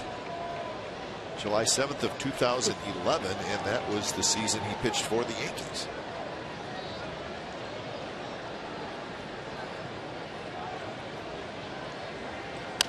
Youkilis got a pitch to hit, and he fouled it back. For a hitter, that's the frustration there, because that's a pitch to hit. But it's at 86, so he took it something off, and while it was there to be hit, maybe because velocity was less than what Youkilis was expecting, and he ended up fouling it back. And that's the frustrating part for a hitter, to look for a pitch, a certain velocity, and just a change by 5 or 6 miles per hour is going to mess you up.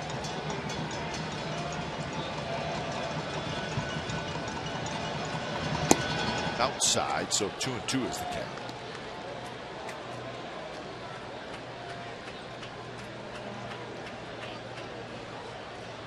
Colon closing in on 100 pitches.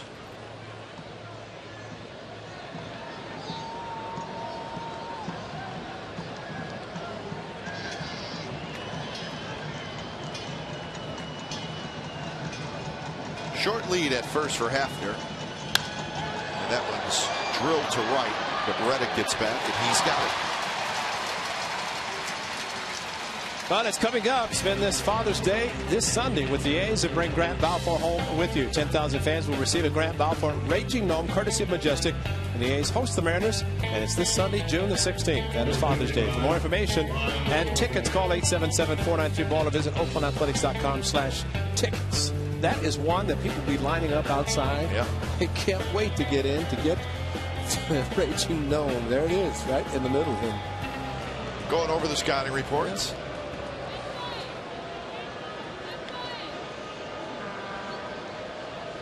Overbay swings at the first pitch, right back to the screen. Foul out and a strikeout for Overbay, so he's had a quiet night.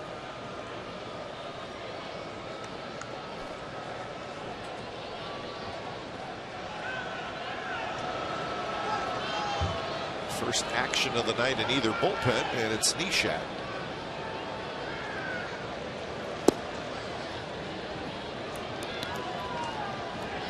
Four walks, 3 strikeouts, and only 3 hits allowed for Cologne so far.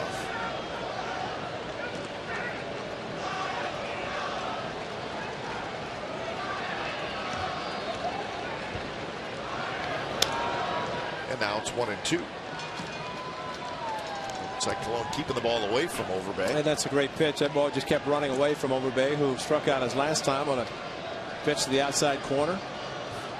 But when the ball keeps moving and the hitter's thinking about pulling, and the outfield's really planting straight up, but Kira's got it. No problem.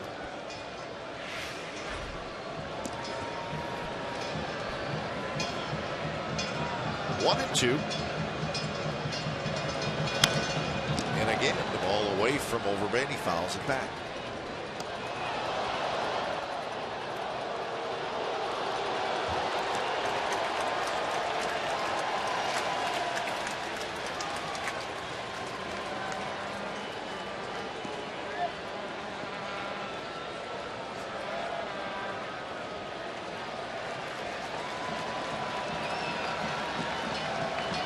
Cologne kicks and another 1-2, and that one went in on the hands of Overbay.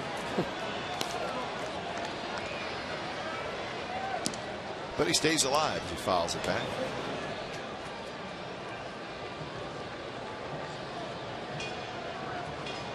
So over 100 pitches now for Bartolo Colon, and really that was that first inning that got him to 27.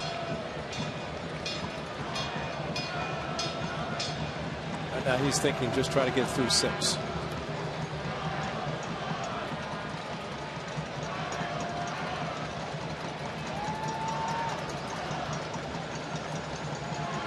Hafner is the runner at first. He led off the inning with a walk. And that would hit on the ground. Lowry picks it out at second, and that's a double play. So Cologne indeed gets through 6. Bottom of the 6th coming up. 5-0. The A's lead.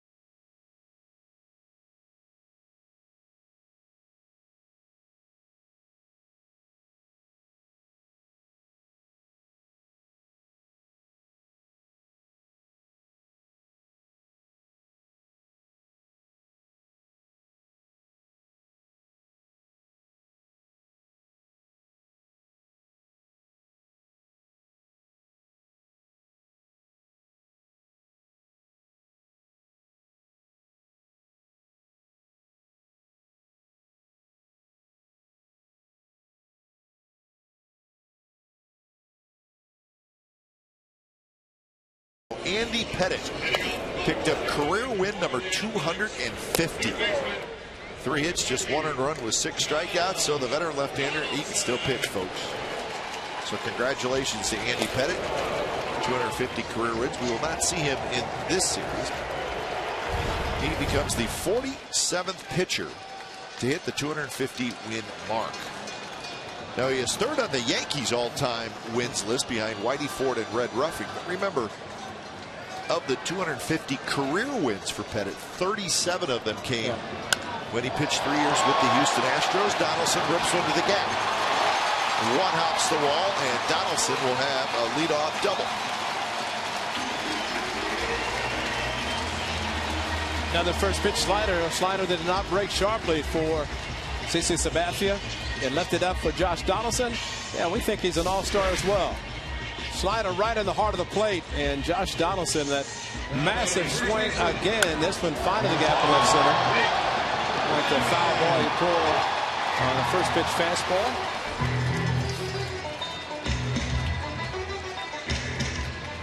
Almost looks like Sabathia Ray has a couple different sliders. One that he maybe tries to steal a strike with early in the count, and then he's got one he throws a little bit harder later in the count. But if you're looking for it early, it's a get me over slider for a strike. But the problem with it, it's if it's flat, which the 2 that have been hit were flat. 3-run home run by Norris, and now this one by Donaldson. So Bartolo, 6 innings, didn't have my good stuff. Take it to the house. 2-0 now to Fryman, who is 2 for 2.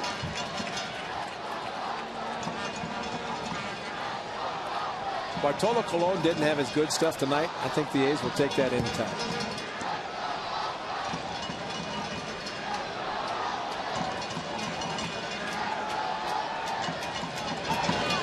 That one is in for a strike on 2-0. Fryman scored a run in the 4th inning. He scored on Norris's 3-run homer. Starting to move around a little bit out of that Yankees bullpen.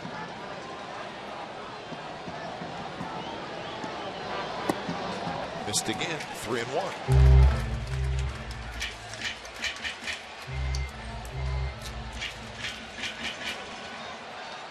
Preston Claiborne gets up.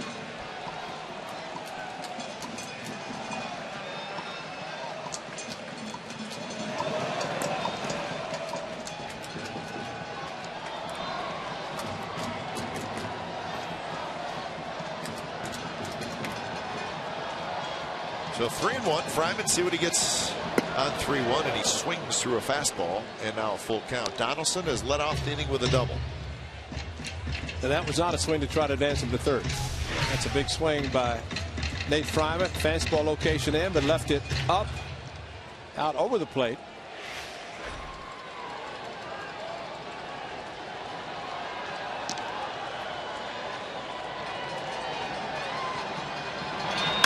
Two pitches bounce over the head of Sabathia. Cano has to wait for it and then throws, and they just get Fryman.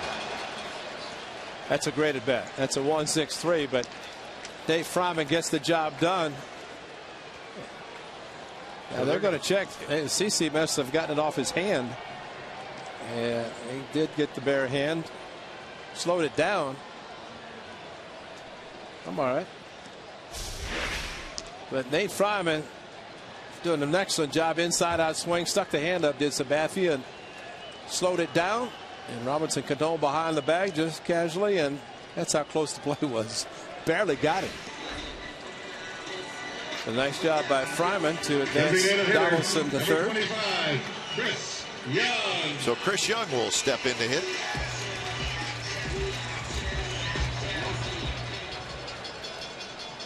Young has struck out and singled. He, like Fryman, scored on the Norris home run.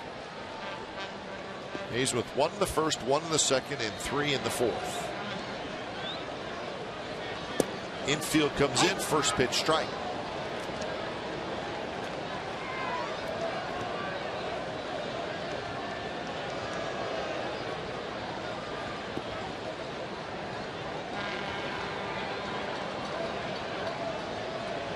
Yankees figuring they just cannot afford to get down any more in this game.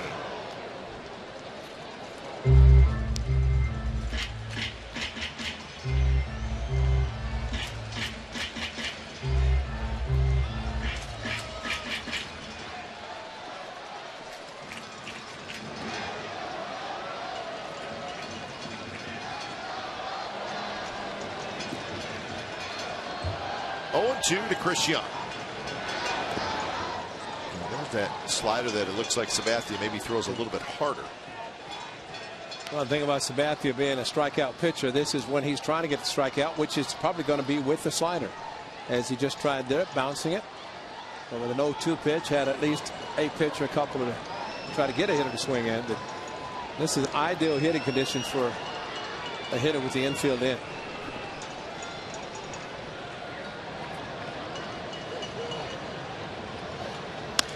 And it's lined but foul right side.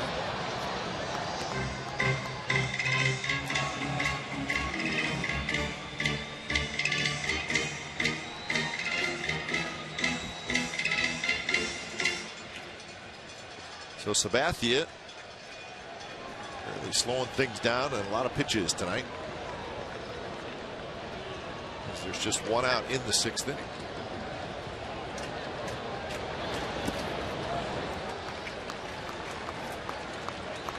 So 2-2 to Young.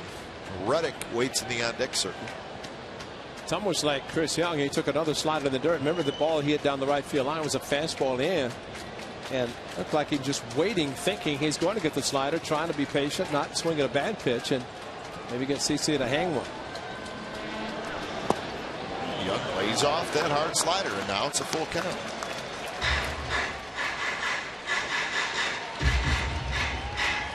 Yeah, this is where a hitter really has to think.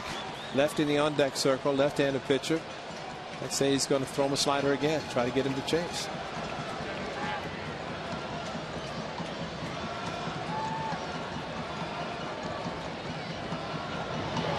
And he misses badly and trying to score. Donaldson, and he will. It didn't roll that far away, but Donaldson read it perfectly, and he really got a good jump off third, and he scores to make it 6-0. And not only that, CC Sabathia, perhaps because Stewart did a good job of blocking, did not get that far, he did not cover home. Stewart got after the ball, but CC a little late getting there. There's the foot race. Stewart had nobody to throw the ball to at home as Donaldson came flying in. CC just a little bit late, and Donaldson on the great move on the first move. Once the ball hit the dirt, daring chance, but he took it and won the battle. That's perfect. Great hustle by Donaldson. So Young has a very good at bat. He gets the walk. That's the first walk for Sabathia. But the A's get another run.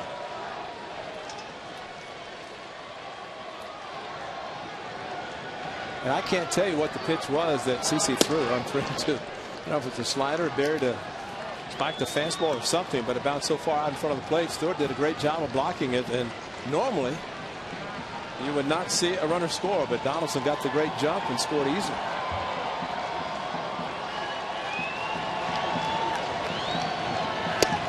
Reddick checks his swing. He holds up. Reddick is 0 for 2. He reached on a fielder's choice and scored in the 2nd inning.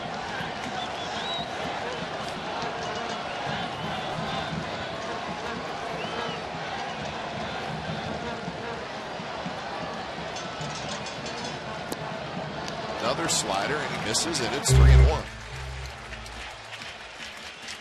1 walk, 3 strikeouts for Sabathia.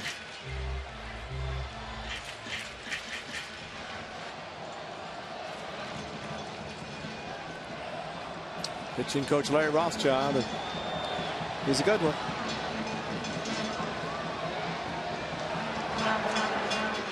The Yankees pitching this year has been pretty good. 4th best ERA in the American League.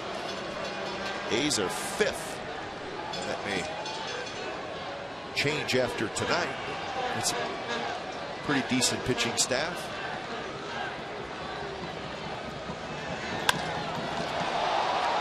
Right center. Gardner's under it. He's got it. And that's out number 2.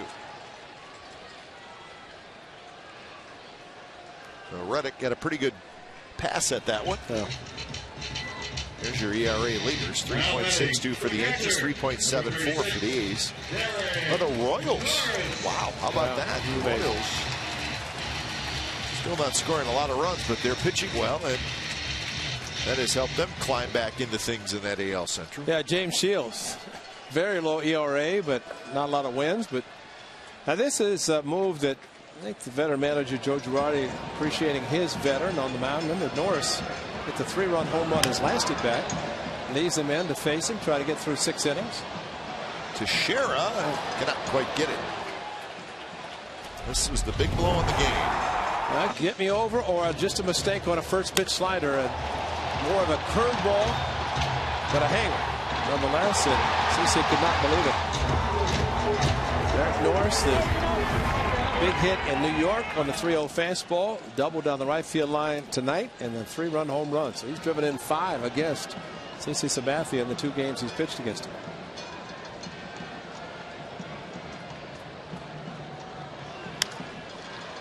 Popped up a long run for Overbay again toward the line. He's got it.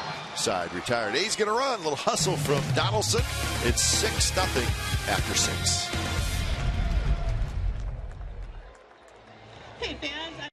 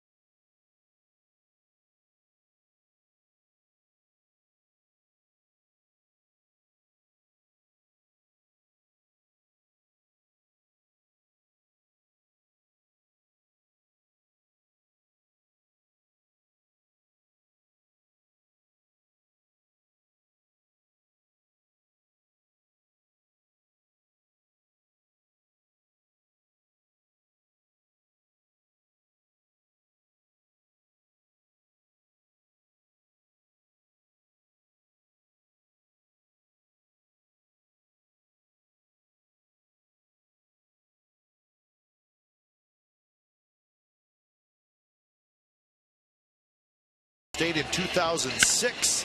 Former Athletic Nick Swisher hits an inside the park home run at Yankee Stadium. It was the last regular season inside the park home run by the Athletics. Remember, Mark Kotze hit one in the playoffs in 06. Adam Bellius, his old buddy, making sure Swisher's okay. That was back in 2006. See Johnny Damon in the outfield, the former Red Sox playing with the Yankees. Yep.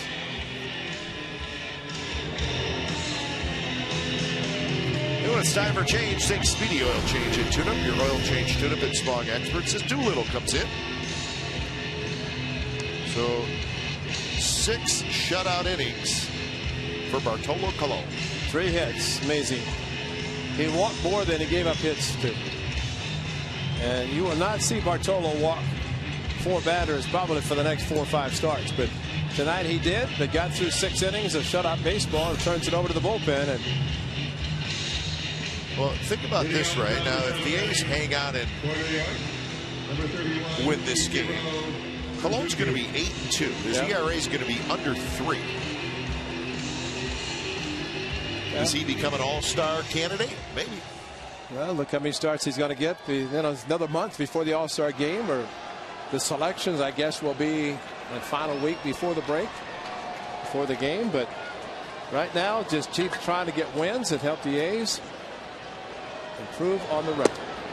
So Doolittle faces Ichiro, Nix, and Stewart.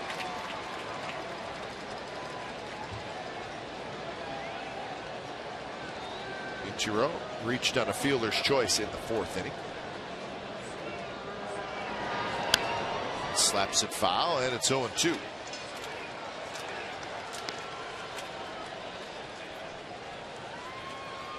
Mariners still leading the Astros. It's now 3-0 in the 7th inning.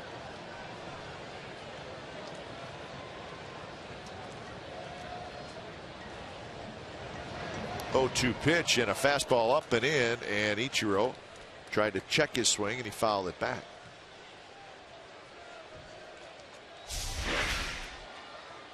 Boy, it was getting inside very quickly. Did hit his bat.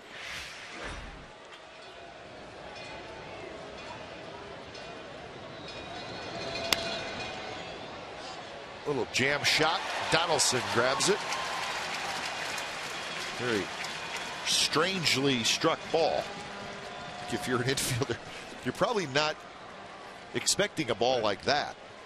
Even from Ichiro, he will slap the ball around, but this one jammed him, and Rosales was charging, but Donaldson got in front of him. And what a difference a couple of days make. Remember the Saturday game, Diaza, the broken bat infield single, when she was out, but called safe. And that opened up the inning against Sean Doolittle and the Athletics. And the White Sox won the second game of the weekend series. But this one, he jams it, makes a good pitch, and gets it out.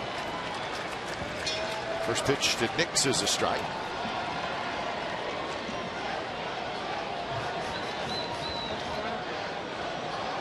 You know, amazing with Bartolo Colon, with his wildness, you could say, the 4 walks. 24 batters faced, 19 first pitch strikes. You know, it seemed like he was throwing a lot of first pitch strikes, but I wasn't sure the exact number. Yeah. 1-1 to Nix.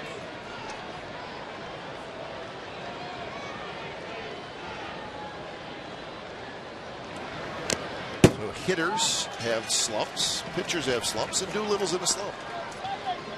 But you know, I've given up a fair amount of runs lately. The ERA now over 4. But I liked his comments after the game Saturday, because he did give up the broken bat hit. Rios hit a good fastball that was away from him, went to the opposite field very well, and wasn't a bad pitch to throw the home run. But you know, it didn't really let him bother him to the point. He knew that he made good pitches, and sometimes you have to tip your hat to the hitters, and that's what happened. Remember, he was a hitter himself, Doolittle was, and I think he appreciates that when a hitter hits a good pitch, you tip your hat to him.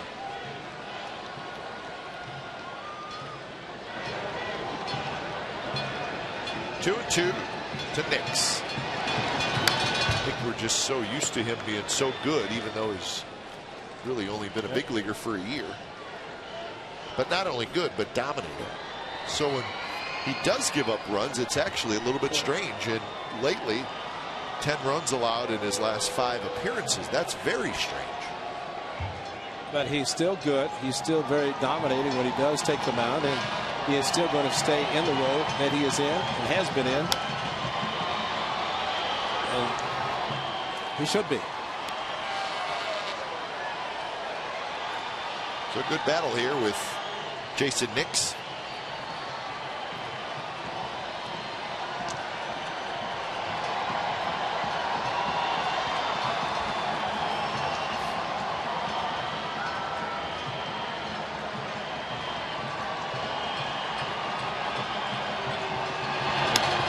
This one's popped up. Shallow right, and Lowry's going to get back there to make the catch. So that's out number 2 here in the 7th inning, and that gets us to our Chevron pitching matchup for tomorrow. It's brought to you by Chevron, care for your car. Phil Hughes and Dan Straley. So Hughes, Number 19, an ERA Stewart. almost 5, but he was terrific against the A's at Yankee Stadium. And he got the win in game 2 of that series in early May. There's Phil Hughes, and ready to take them out tomorrow night, as is Dan Straley, who's been pitching very well. In his last 4 starts, he's been really unhittable.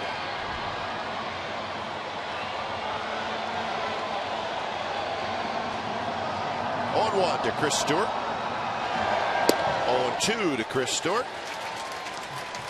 Single and a ground out for the Yankees catcher. Still a little bit strange seeing We're not seeing Jorge Posada. Yeah. Because he's been retired a couple years now. Well, what's really strange is not seeing a true veteran in an offensive threat behind the threat on the plate. And not that Chris Stewart is not an offensive threat, but the Yankees opted this year to go more for a defensive catcher. So Girardi, a former manager, not surprised that he would appreciate what a catcher can do in saving runs as much as driving them in. Thurman would have just celebrated his 66th birthday recently, just this past week.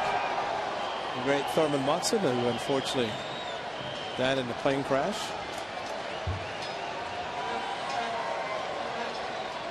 During the season in 1979. It's that hard slider to Stewart.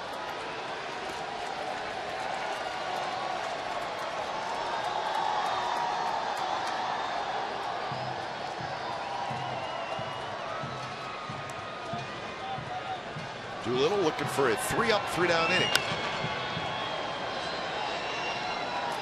He's had to work for it a little bit. He's thrown 17 pitches.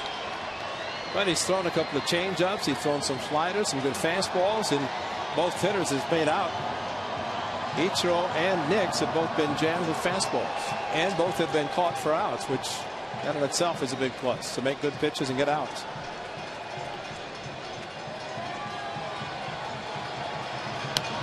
Another foul ball.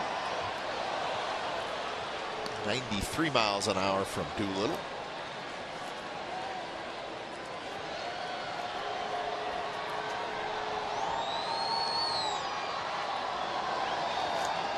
Nice crowd tonight. Not a sellout. As expected with the Yankees in town. Foul back again.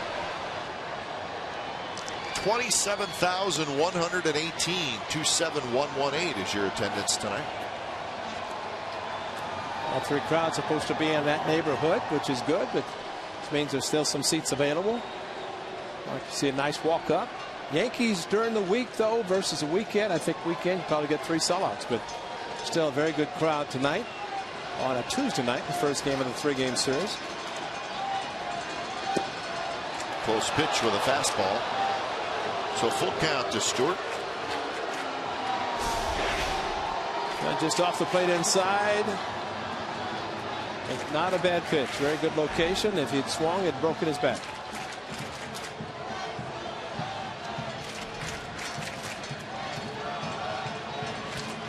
And he got him with a high fastball.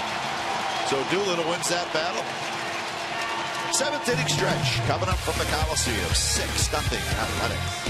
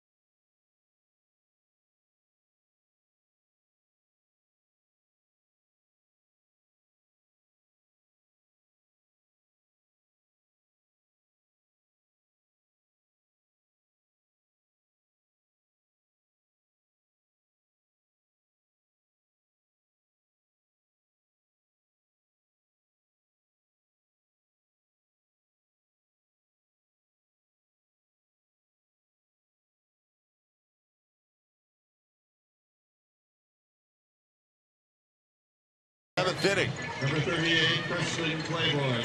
So when it's time for change, think Speedy Oil Change in Tuna. It's your oil change tuna and smog experts.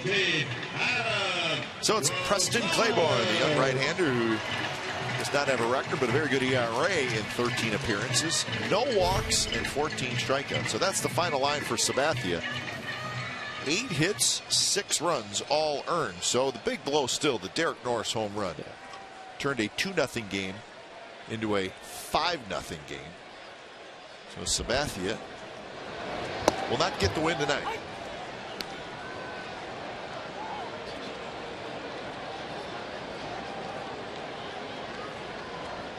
So Rosales, Crisp, and Lowry against Preston Claiborne. Throws a strike.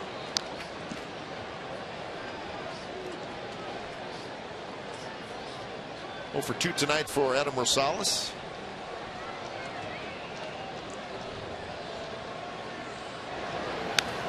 And a big rip at that one, fouls it straight back. Anything going on in Los Angeles? Major brawl going on between the Dodgers and the Diamondbacks. Dugout's emptied a couple innings ago, and they emptied again, and it was a big one, folks. Don't know exactly how it started, whether it's going to end or not, but anytime Kirk Gibson, Mark McGwire, and Matt Williams are all pushing on each other, and they're all coaches, it's a big or one. managers, that's going to be pretty good.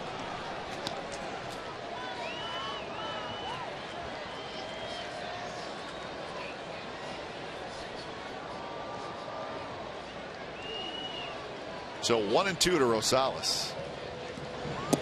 And a hard slider just off the plate. 2-2. Chris to follow, and then Lowry.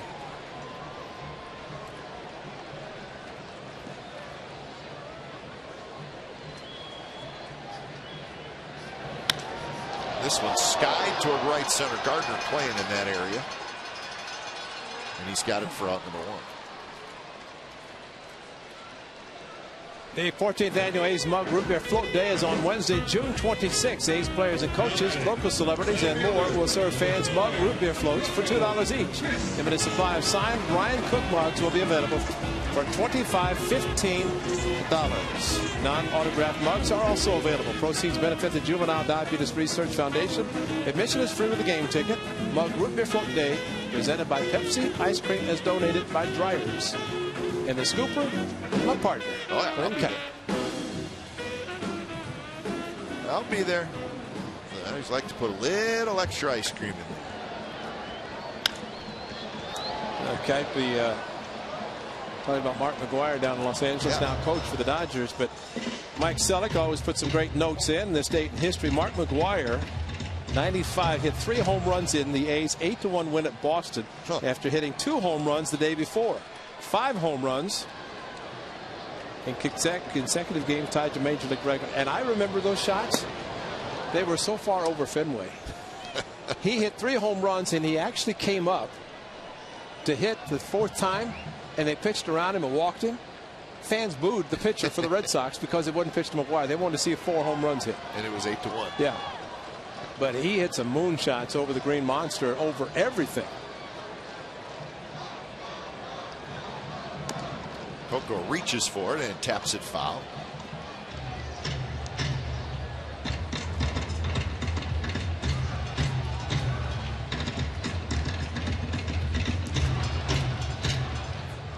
So 0-2 to Coco, who homered in the first.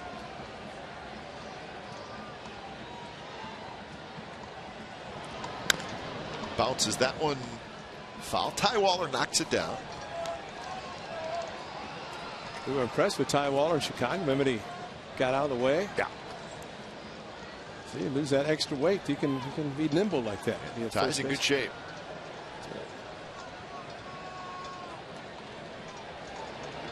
Yeah. 0-2 to Coco.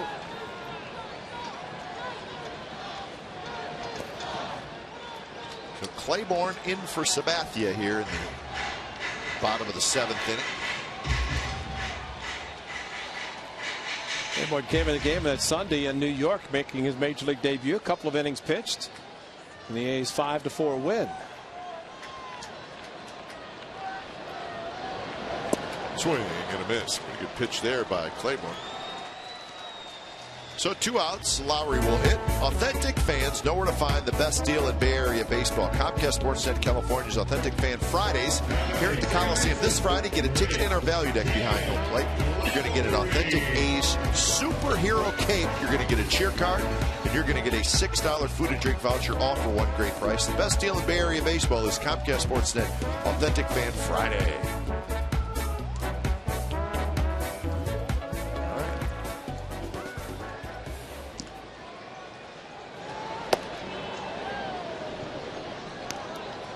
So Lowry hits. He's 1 for 3.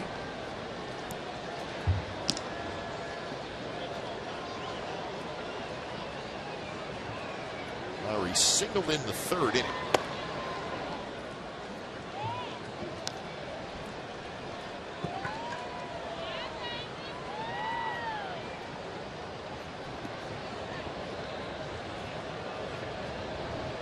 A's with 8 hits in the game and just 3 hits for the Yanks, and that one took a little crazy hop for Teixeira, but he hangs with it. Lowry's retired, and that's a 3-up, 3-down inning for Preston Claiborne.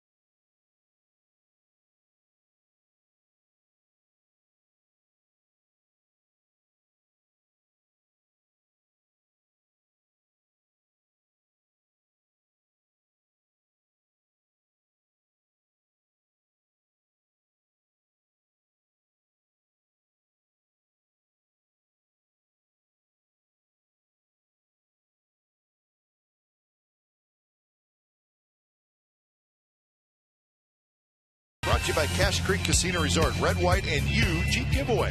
Visit CacheCreek.com for details. Game 1 of this 3-game series. All A's so far 6-0. Top of the 8th inning. A's are looking for win number 39 on the year. When it's time for change, think Speedy Oil Change and Tune-Up. It's your oil change, tune-up, and smog experts. It's Jerry Blevins comes in, so back-to-back lefties out of the A's bullpen. Doolittle pitched a perfect 7th inning, and now Blevins to start the 8th.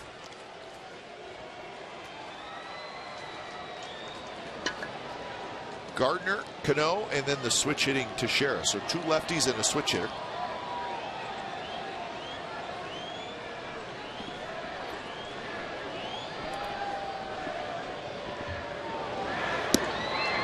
Yankees this year, and we talked about it earlier, the fact that they're really relying on their pitching and their defense more than any other year. Their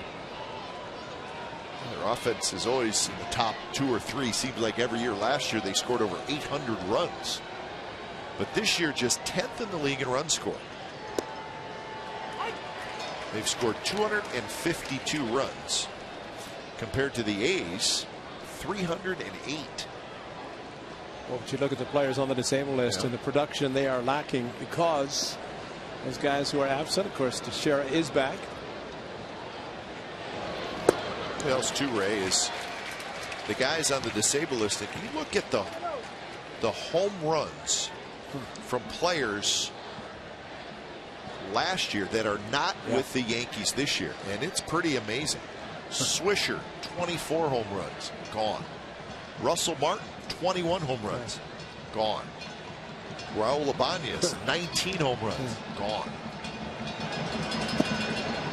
Good pitch there, call the ball.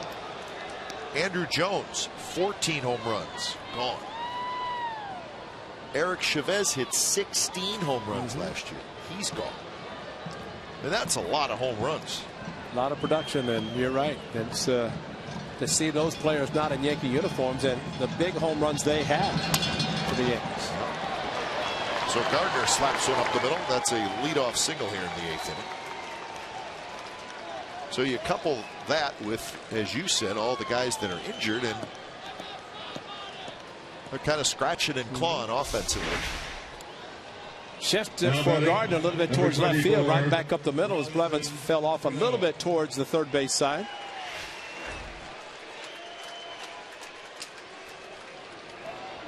And you really can understand why Joe Girardi wanted to put Lau Overbay in right field, because you had Suzuki, who's not a home run hitter. Brett Gardner, although he has hit 6, been on the DL, but more of a line drive, base stealer player. And so Overbay, who was at first base, Teixeira comes back. They want to keep his bat lineup, put him in the outfield so he can get some offensive production and home runs, the long ball. Granderson comes back. That will change because Vernon Wells has had a tremendous season for the Yankees after being with the Angels last couple of seasons.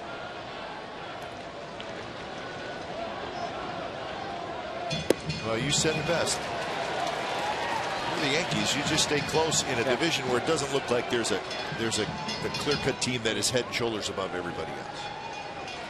And you really think about it, they are the Yankees. And you can never deny the fact that they are the Yankees, and they'll find a way. You know, we've talked about the Orioles' way. Well, the Yankees have their way. You have 27 World Championships.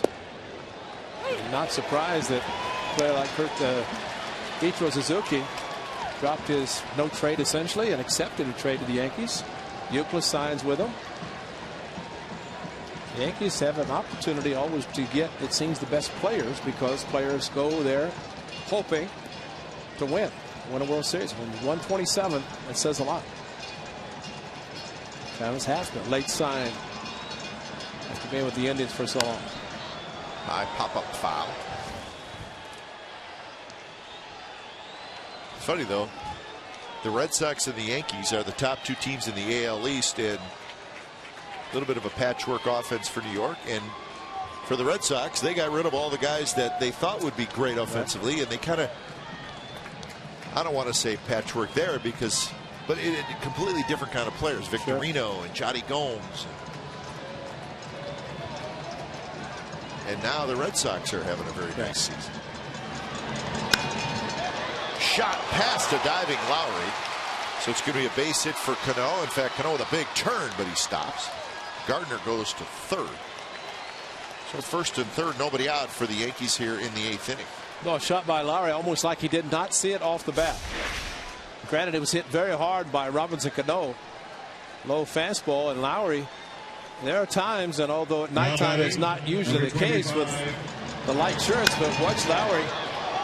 And of course, it was hit hard. I think that probably more than anything, instead of him losing it. But there are times that infielders did not see the ball off the bat. But Robinson Cano, with his home run power and the ball jumping off his bat that way.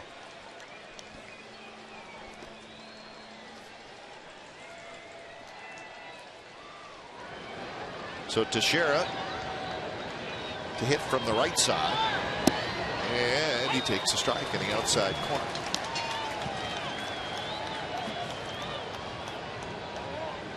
This is just the 11th game for Teixeira. He's 4 for 14 as a right-handed hitter.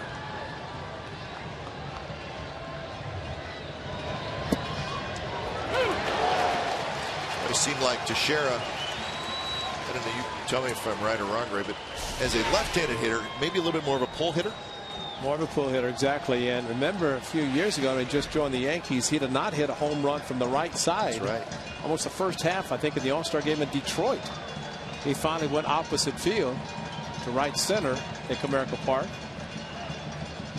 And that was a strange, but the left-handed side, see, he opens up on the right side and then closes the swing. But clearly a more powerful hitter from the left side. And that's the reason the Yankees wanted him, because they're going to face more righties and the lefties. See, he's open from the left side and stays open. This way he opens up from the right side. And then as the pitch approaches, he'll close his stance.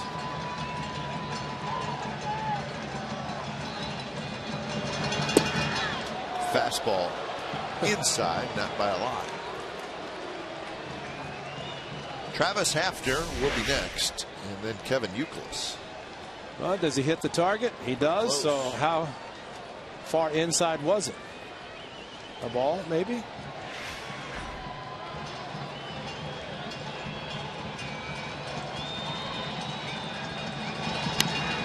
And that's a little flare, and that's going to drop for a hit. It's going to get a run home.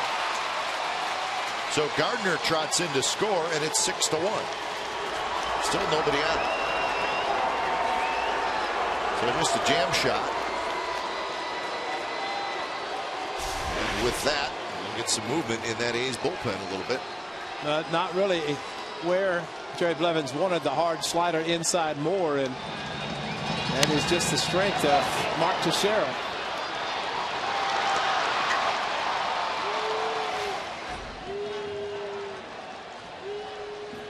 The A's got a 3-run home run. They tacked on another run, and you never can score enough runs until the final out, and then you can breathe. But the phone rang in the bullpen. You can see Ryan Cook immediately take off his jacket, look down to make sure he was the one, but he already knew, anticipating that he was the one that was going to get up and start throwing it.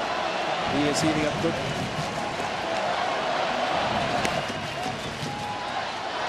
Now batting. He's got himself in a jam here as Hafner steps in.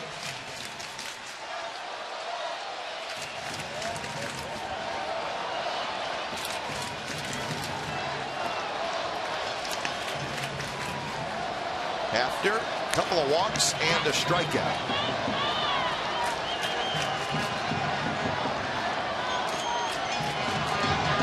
First pitch is in for a strike.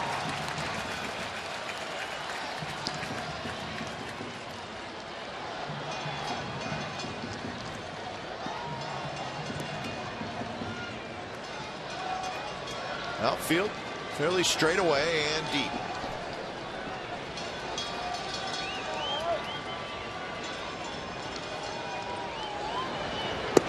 Slider outside corner for a strike. Hafner spins around. He didn't like the call.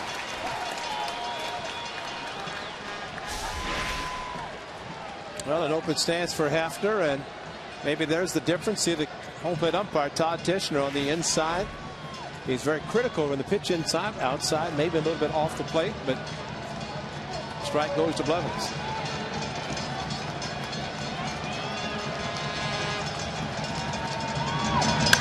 And that one's ripped. Reddick coming in, and Reddick makes a nice running catch. A shot off the bat of Hafner. What a play by Josh Reddick, and say what you want, him being back in right field has really helped the A's, and that's a mistake by Jerry Blevins. And the sound, just fortunately, was not elevated. And Reddick, what a great play, catching the ball in the heel of the glove, and with Cano off the bag a little bit at second, he was getting it back in, and there, snow cone, but he grabbed it, and it's a little bit of a salute by Josh Reddick, the Gold Glover, and he's played Gold Glove outfield this season, although he's spent some time on the DL. Youkilis hits it on the ground. Rosales in the hole. Out at second, and Lowry's throw to first. Not quite in time.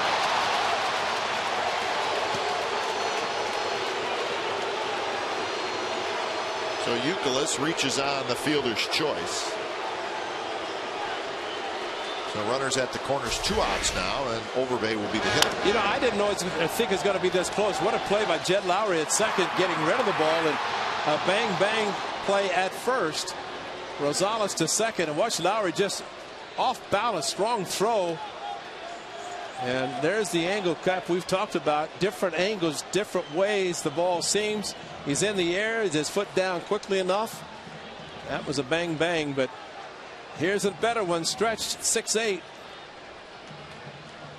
And boy, maybe by a fraction, but very close. Jared Blevins thought he had it. Ladies and gentlemen, for New York, batting for Overbay, number 12, Vernon Wells. So Vernon Wells is going to hit. Oh, Blevins thinking he's out of the inning. That was a close play. Again, surprised that Lowry was able to make it that close considering his off-balance throw.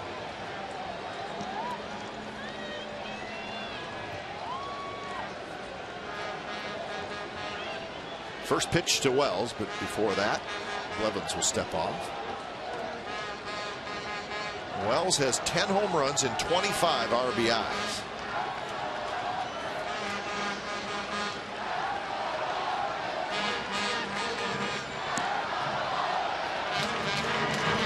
First pitch is in for a strike.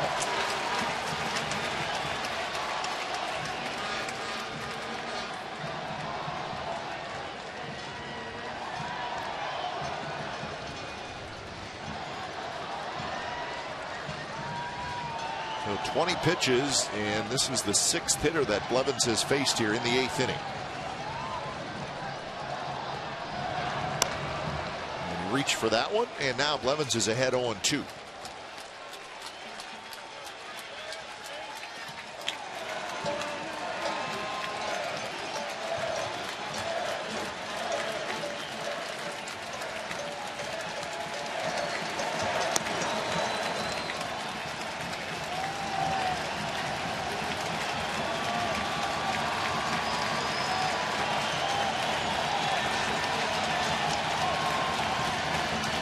Pitch to Wells outside.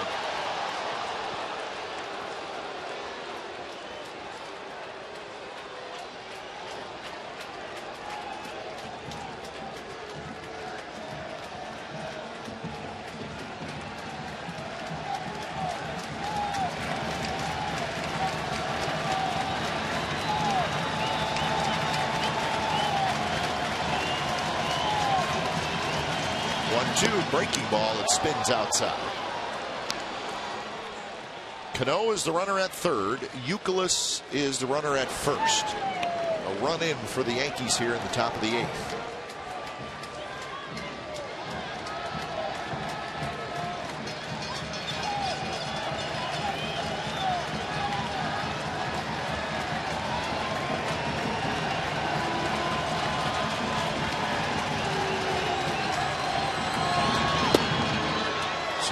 It's 3-2, and that will get Youkilis started at first.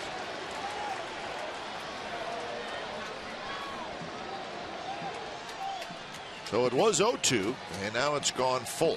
Might be the longest inning Jerry Blevins has ever pitched. Yeah, he's usually bang, bang, bang. Yeah, very efficient, and 25th pitch coming up, and a big one. Payoff delivery, and it's lined to left, and that's a base hit by Wells. Cano trots home to score, and that's a pretty good at bat for Vernon Wells, and it's 6-2.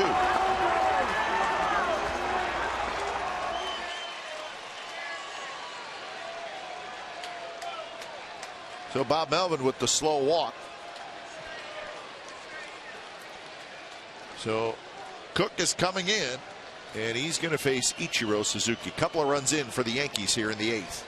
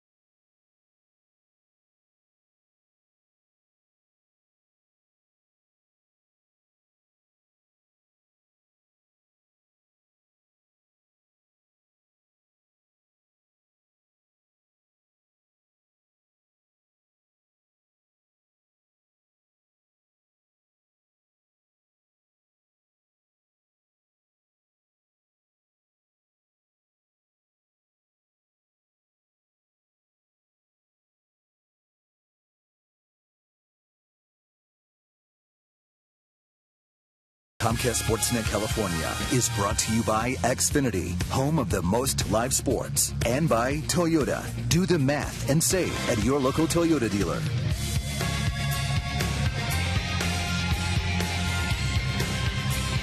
Well, the Yankees trying to make it interesting here in the top of the 8th inning.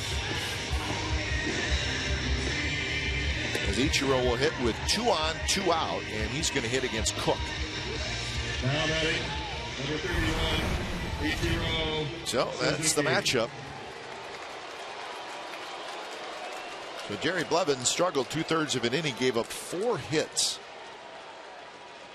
And 2 runs so far, no walks, no strikeouts for Blevins. So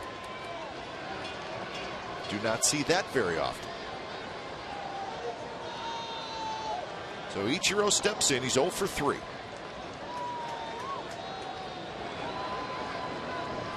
And the first pitch is a fastball that runs outside. Well, the Yankees had 3 hits total through the first 7 innings. And they got 4 hits here in the 8th inning alone.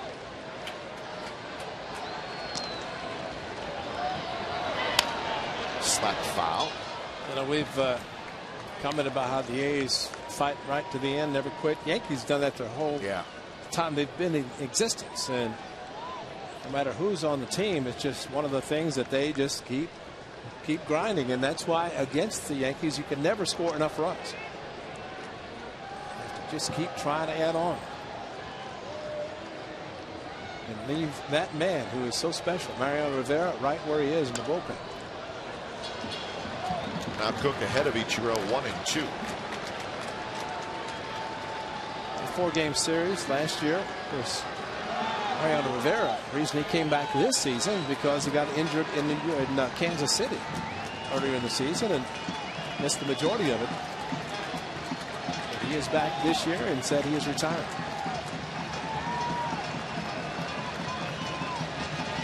Ichiro chops one. Lowry has it. He's going to go to first in time. Side retired. 2 runs on 4 hits for the Yankees. Bottom of the 8th coming up. It's the A's 6 and the Yankees 2.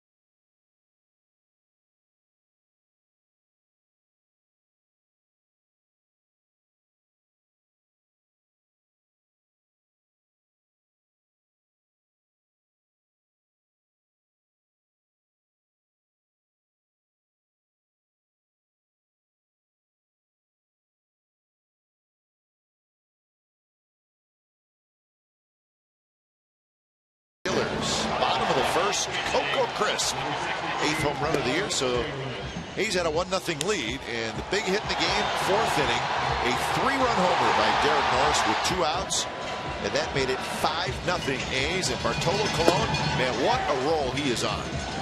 6 shutout innings tonight. He did walk 4, which is very strange, but no runs scored, and he's in line for his 8th win of the year. So Colon's been terrific, and Norris with a 4 RBI game. So 6-2, A's leading, bottom of the 8th inning in game 1 of this series.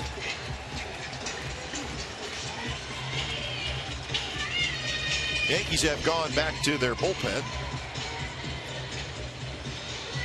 A familiar name, Java Chamberlain. When it's time for change, think Speedy Oil Change and Tune-Up. Your oil change, tune-up, and smog expert. So Chamberlain comes in. 14th appearance for the big right-hander. He wasn't available either, I think, in A's were back in New York. I think you're right. He had been on the disabled list, but put on the DL. But he is back with a good fastball and that good curveball that was seen by Seth Smith. So Overbay's out. Ichiro's now in right, and Wells is now in left. There's Java Chamberlain, 22 games last year. Remember, he had the full surgery, huh? Yes, he did. The big fella, Tommy John surgery.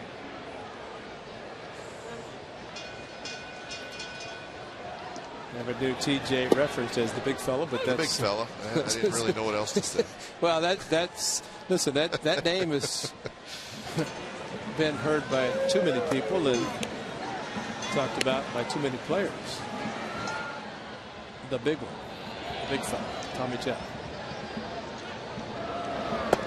the bionic arm. Also, though, remember he was coming back, but remember in spring training he broke his ankle. That's right. And right. so he was getting close to being ready to come back from the Tommy John surgery. This is last year, and then he broke his ankle in spring training. So that set him back. Still got a terrific arm. So terrific. They keep him in the bullpen. Remember one time it was a starter, and so he's gone back and forth. But it was a good one to have out of the bullpen. And talking to one of the writers from the Yankees, come up the elevator, and he said, does not know how the Yankees been doing. He said, but one thing for sure, to get the 6 innings out of the starter and have a lead, the bullpen has been lights out. Yep. And I said, well, so are the A's. Sound familiar. A's have been doing the same thing. 6 innings from a starter. That's all you need. Tonight, that's what they got. Last 7 games, at least 7 innings. So just the 2 innings they needed out of the bullpen. But tonight, looking for 3, and they've used 3 relievers so far.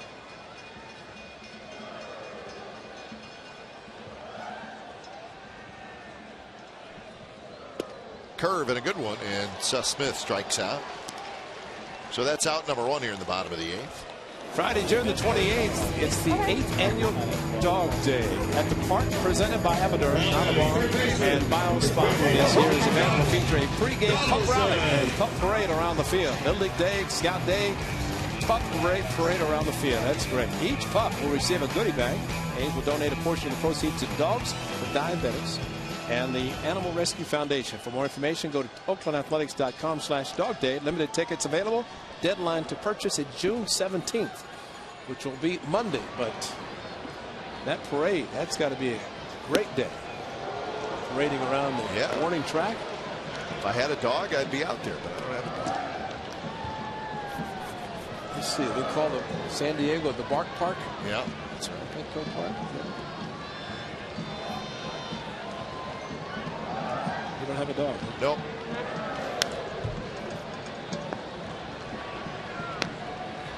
Kids would like one.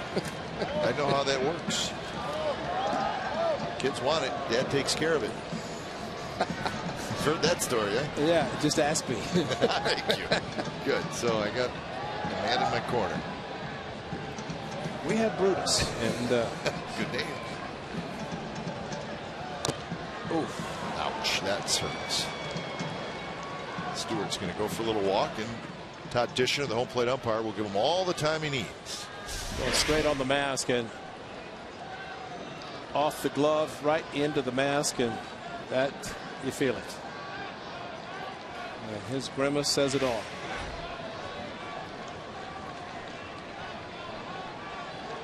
Good mask with a lot of padding, but still, that's it's quite a blow. And Joe Girardi, catch of a perfect game, can only sympathize as he knows, and here's even a better shot.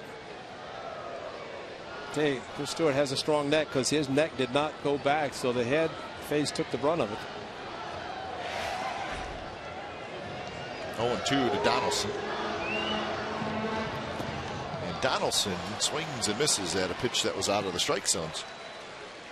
Back-to-back strikeouts for Java Chamberlain. Hey, go deep with Sportsnet Central. It's brought to you by Hyundai, and it's coming up tonight at 10:30 on Comcast Sportsnet Bay Area. Full highlights and analysis of our game here at the Coliseum. We're going to get a report from 49ers and Raiders minicamps. And a different kind of day for Tiger and Phil. David Feldman and Ahmed Fareed are going to host.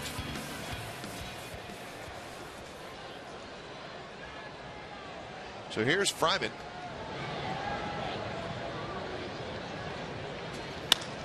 Fryman's got another hit. He just lines one to right field, so he is 3 for 4. You know, just as impressive about that Brandon Moss did not pinch hit for him with a 4-run lead. He stays in the game, and against a right-hander, he nails one to right field. That had to feel great because he's faced mostly left-handed pitchers. And a nice swing, stayed inside, and a nice shot to right field by the tall one. So 9th hit for the A's. And here's Chris Young. He's had a good night. Single, a walk, and a run scored. He's also struck out, so he's been on base a couple of times.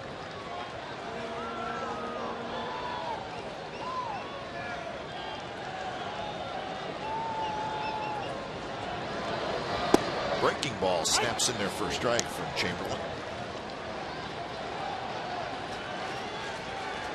You're right, Ray. Chamberlain was on the disabled list when these two teams met earlier. It was a right oblique strain. He was put on the disabled list. Well, it was right before the first game of that series. Right. Because we showed the list of players on the disabled list, and oh, by the way, he's added along with Euclid, so they just kept falling. But still say with a team, a lot of players filled in, and the players are starting to come back. And they're just going to be stronger. They're going to be stronger because they haven't played as much. Yeah.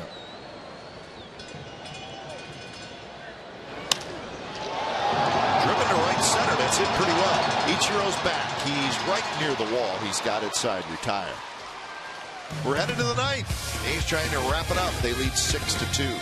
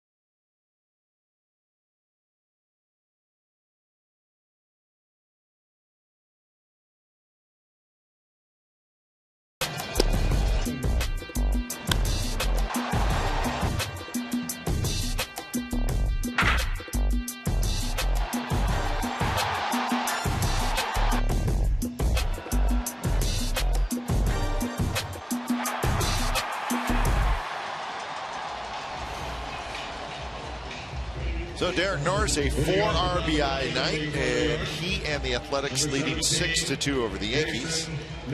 Ryan Cook got the final out in the 8th to stop a rally, although the Yankees did score twice. Moss is in the game at first. So Cook's job to wrap it up. Nix, Stewart, and Gardner for the Yankees.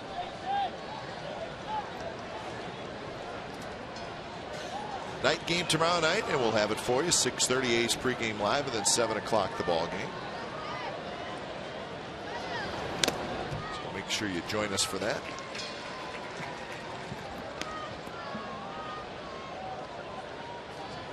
Derek Norris just took one off the mask. Yep.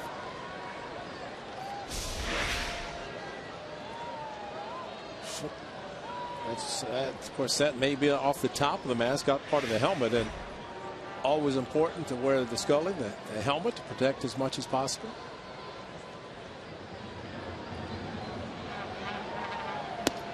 Slider is a bit high. 1-1 to count. Nix is 0 for 3. Strikeout, fly out, pop out.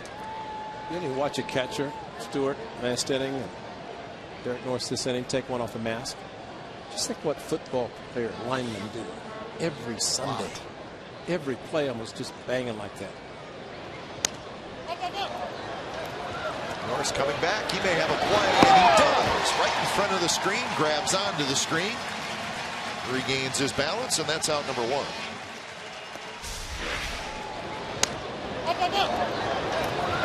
Into the mask. Down below the people. Nice play. Now batting, number 19, Chris Stewart. Up, up, up. That means for a catcher, look up. The ball's there somewhere. And fortunately, it's a night game. Don't have to worry about a tough sun. Most catchers don't wear sunglasses. So 1 out for Chris Stewart. Sliders inside. The Mariners ended up shutting out the Astros 4-0. A complete game by Aaron Hooray. Just 2 hits for the Astros, so the Mariners get a win.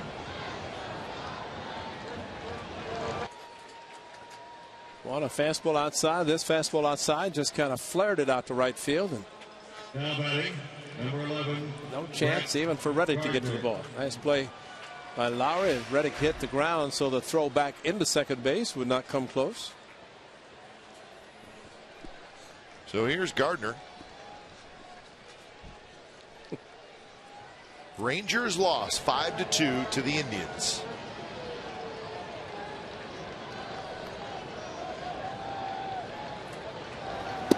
First pitch in for a strike.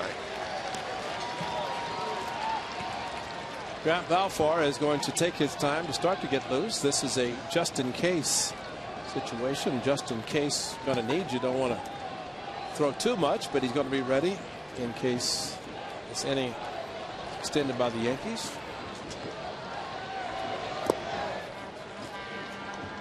So 1-1 now to Gardner, who's 2 for 4, a couple of singles, and he has scored a run.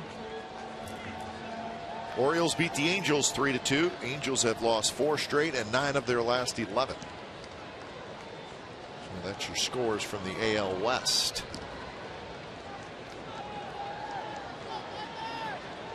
For the Yankees, the team they're chasing, the Red Sox, lost 8-3.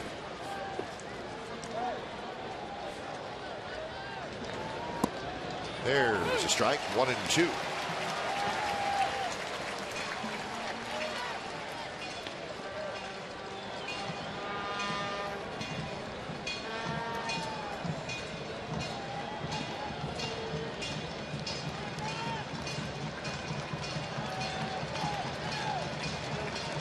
Outfield slightly toward left center. Tap foul. They're still playing in Los Angeles, where things are extremely testy right now after 2 bench clearing brawls. The last one, which was ugly. But the Dodgers have scored 3 runs in the bottom of the 8th inning to take the lead over the Diamondbacks. Well, they had a lead last night that they blew, and Diamondbacks came back and won, and Diamondbacks almost gave it back up in the 9th inning. First and third, 1 out. Dodgers couldn't score to at least tie it. Strike 3 called on the outside corner. Cook paints the corner. 96 miles an hour. What a great pitch to the outside part of the plate, and Overbay took one earlier, and now Gardner, and really nothing you can do. You can just hope it's a ball and it could have been not been more perfectly thrown to the outside corner.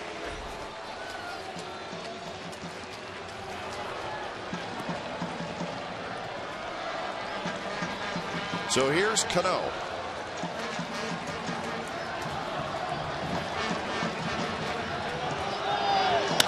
And he shoots one past Donaldson down the left field line. Stewart's going to head for third. Cano's going to ease into second with a double. So second and third, 2 outs for Teixeira. Same pitch he threw to Brett Gardner for a strikeout. Robinson Cano just laced it by third base. That's why he's such a great hitter. Hit for an average. He'll hit home runs. And you're right, Cano's average is going to be over 300 before the season's over. And just guessing, but. So when it's time for change, think Speedy Oil Change and Tune-Up, your oil change, tune-up, and smog experts.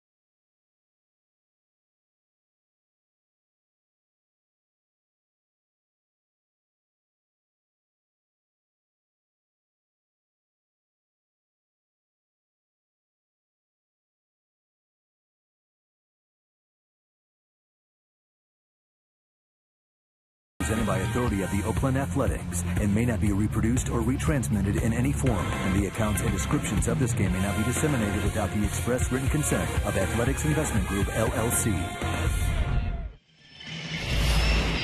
Time now for the AT&T U-verse rewind. In the fourth inning, the A's needed a big blow, and they got on 2 outs. A first pitch breaking pitch from CC Sabathia. A can of corn, as they say at Yankee Stadium, where it's 389 to left center here. 362 the jagged edge, and it made it over for a big 3-run home run by Derek Norris. 4 runs batted in tonight against CC. And the big one, a 3-run home run, as the A's took advantage, a big crooked number, to score the 3 runs. And Grant Balfour, who was slowly getting up in the bullpen to get loose, is in the game. And this is a save situation. Yes, it is. You come in without starting the inning, and if you do that, and the tying run is in the on-deck circle, it's a save situation. And that's the case here. 4-run lead. So Grant Balfour has a chance to get a save. He's just got to get 1 out as he faces Teixeira. Stewart at third, Cano at second. It's not your typical easy 1 out, though. Nope. A couple of home runs for Teixeira in his career against Grant Balfour.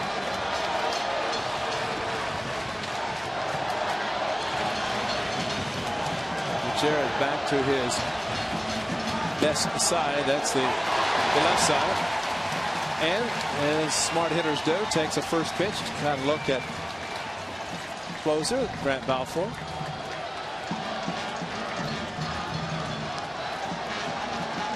Teixeira is 1 for 4. He had an RBI single in the 8th inning. Batting right-handed against Jared Levens, the lefty. There's a strike on the outside corner, and it's 0-2. Makes you think that a hitter might be thinking for something other than a fastball. Thinking about it, gets another fastball, although a great pitch by Grant Balfour to the outside corner. Teixeira is trying to hit the ball in the right field seats. Did not do it with a good fastball outside.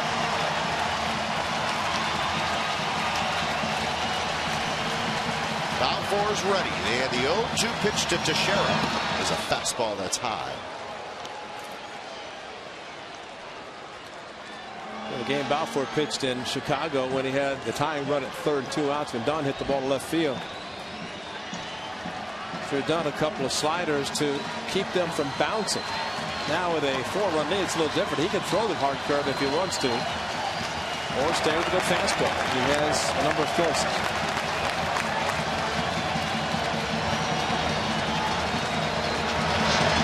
Swing and a liner, base hit. 1 run scores. They're going to wave home Cano, and he's going to score, and it's 6-4. Teixeira lines one just out of the reach of Lowry. Well, now the Yankees will get the tying run to the plate. And amazingly, he stayed with a fastball. And Teixeira took the same one to right field that he took for strike 2. Number 33. Not too much of a thought in Teixeira's mind, hitting the ball to the opposite field, and that just over the outreach, the stretch of Lowry. Throw was going to be late because Cano could take off on contact. But Teixeira has 3 RBIs tonight, and here's Hafner. Hafner has walked twice, he has struck out, and he has lined out. Well, the Yankees have indeed made it interesting. They were down 6-0, but they scored 2 in the 8th and 2 here in the 9th.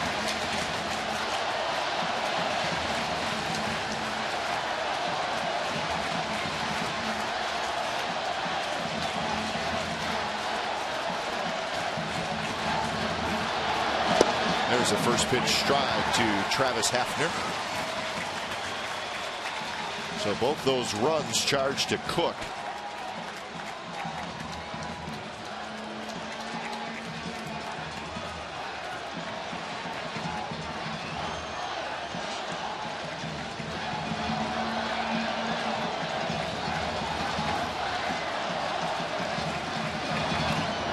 Slider, and Hafner lays off.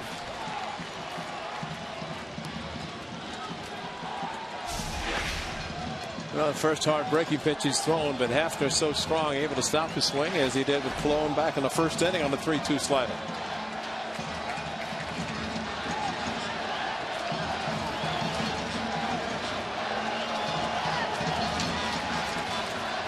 Well, Hafner is going to step out, Balfour going through his routine.